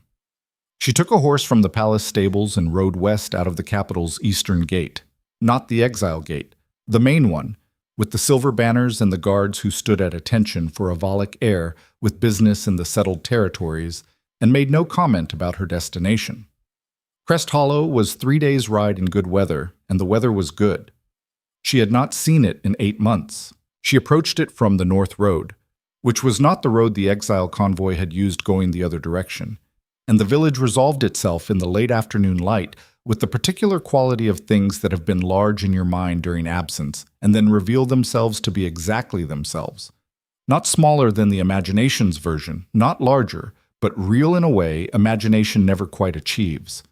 The forge smoke was visible first, then the sound of hammering, which meant Marin had found someone to keep the work going in her absence, which was very Marin. She tied her horse at the fence post at the village's edge and walked in.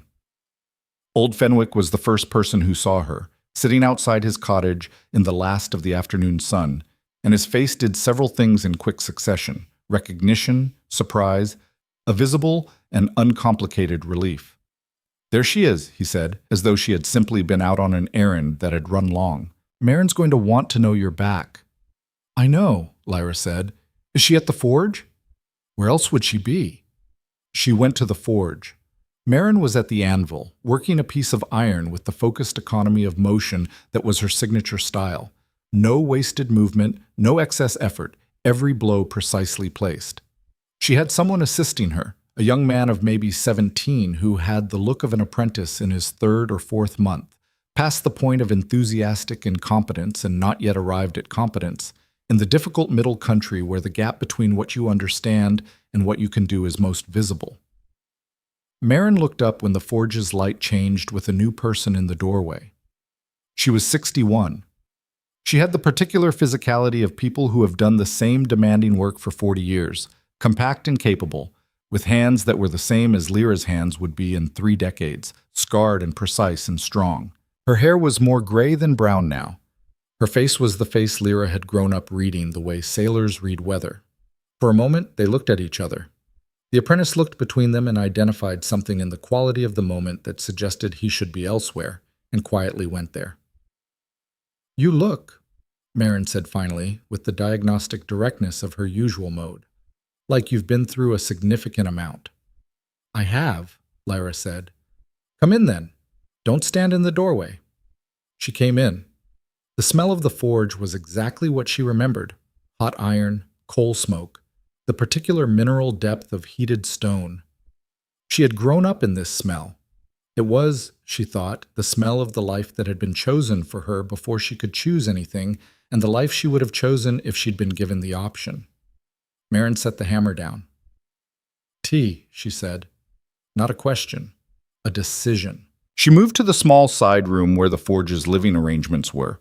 A stove, a table, 2 chairs, the organized austerity of a person who keeps exactly what they need and not a unit more. Lyra sat at the table. She told the whole story. It took a long time. Marin did not interrupt. She drank her tea and listened with the complete attention she applied to structural problems. The attention that did not fill silences and did not redirect and did not offer comfort before the information was fully in. She let the shape of it arrive completely before she responded to any part of it. When Lyra finished, the tea was cold and the forge outside had gone quiet.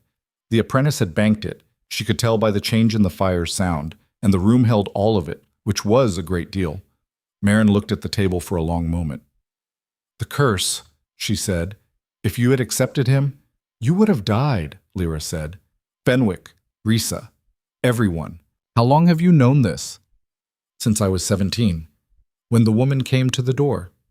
Marin absorbed this. "You carried that for 8 years without telling me." "I was protecting you." "You were protecting me," Marin repeated, with a tone that was not quite wry and not quite aggrieved and was entirely, recognizably, Marin. She looked at her hands on the table, the forge-worked hands, the same hands in an older version. "And then you refused the king to protect me, and everyone else to protect me," Marin said again, as though she was placing something in a specific location. "A king's destined mate, and you refused him in front of the entire court." A pause. "And then you went to the Ashen Lands and fixed the forge and uncovered a 22-year conspiracy and came back and invoked a 400-year-old legal covenant in the middle of the man's wedding." "That's an accurate summary," Lyra said. Marin looked at her for a long time. And the look was something that Marin almost never performed. Not never felt, never performed. Because she was not a performative person, and she had always expressed what Lyra privately thought of as love through actions rather than declarations.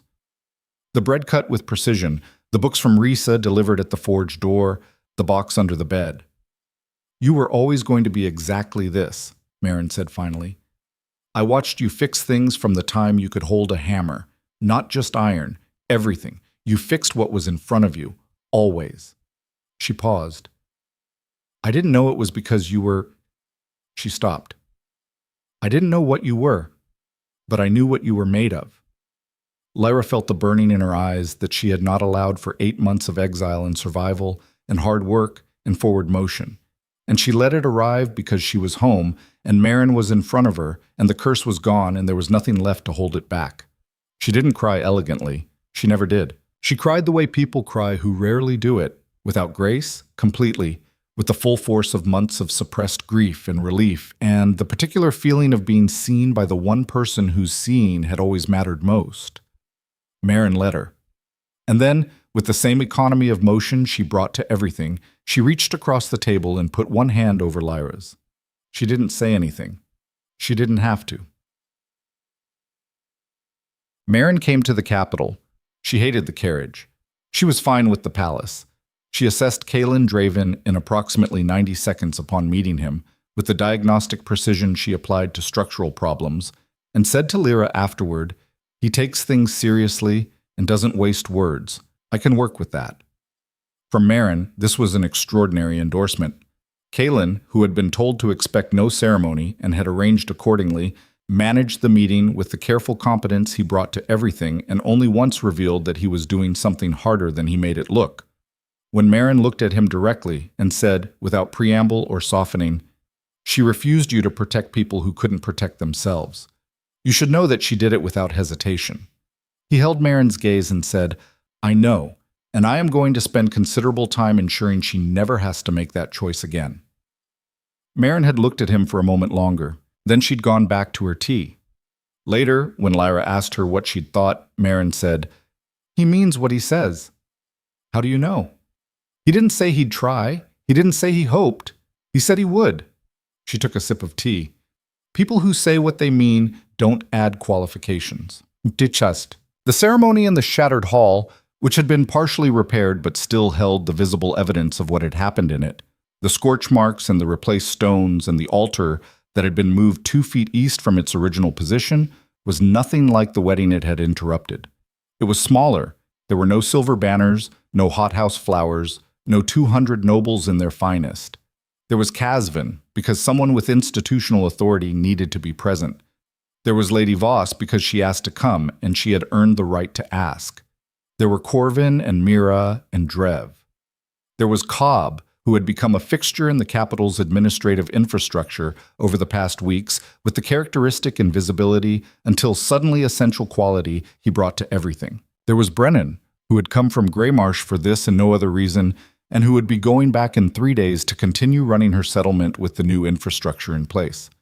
And there was Marin, in her good coat, at the end of the row, cutting bread at no one, not looking at anything in particular, being exactly and precisely herself. The Valak covenant did not specify a formal bonding ceremony. Its language was concerned with legal rights and advocacy responsibilities, and the mechanisms of Eastern territorial governance. But Casvin had found, in the oldest section of the archive, a Valak bonding tradition that predated written law.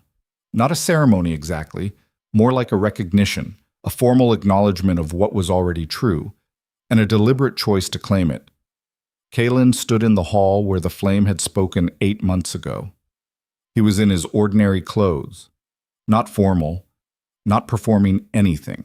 Lyra stood opposite him, and she was also in her ordinary clothes, the ones that smelled faintly of iron and forge smoke, because that was not something that ever entirely washed out, and she had decided years ago that it was a fact about herself she was willing to be. He looked at her and said, in the direct way he said everything, "I choose this. Not because the flame chose it, because I have seen who you are, and I want to be the person who stands next to that." She looked at him and said, "I choose this. Not because fate required it, because you extended your hand and I looked away, and I have spent 8 months understanding what it cost you to do that, and I don't want to look away again." Casvin said the necessary words, which were few and precise, because Lyra had asked for few and precise, and Casvin had understood why. When the bond completed, not reignited, not exploded, but completed, the way a piece of forge work completes, when the last join is properly seated, and the whole thing is finally the thing it was always meant to be. It was warm and steady, and entirely unlike the desperate, compressed urgency of the binding rite. This was a different quality of the same force. This was chosen. In the small, imperfect, partially repaired hall, in front of 9 people who had all, in different ways, been part of the long road here, Lyra Vale, Lyra Valak, heir of the Eastern Covenant, former exile, blacksmith's daughter, felt the bond settle into its full shape in her chest, and the feeling was not overwhelming. It was the opposite of overwhelming. It was the feeling of a structure correctly completed, load-bearing, permanent, capable of everything that would be asked of it. Kalen's hand found hers, and this time she did not look away. Outside the hall, Valdemar went about its morning. The capital's streets were busy with the ordinary commerce and movement and living of a large city that had passed through crisis and come out the other side not unscathed. There were things to repair, processes to rebuild, appointments to reverse and reestablish, communities to restore, but intact. Directed. In the hands of people who understood what had been lost and why, and were not willing to let the same mechanisms operate unchallenged again. In the east, the ashen land stretched gray and tough and survivable under a winter sky, and in Greymarsh, the forge was burning, and Brennan's rules were in force. Nobody starves, nobody hides what they have, nobody gets left behind, And the road that had once been maintained only for collection wagons was being surveyed for proper repair, because exile communities were people, and people deserved functional roads. And in the northern mountain above Iron Hollow, the high forge sat empty for the first time in 20 years, banked and waiting.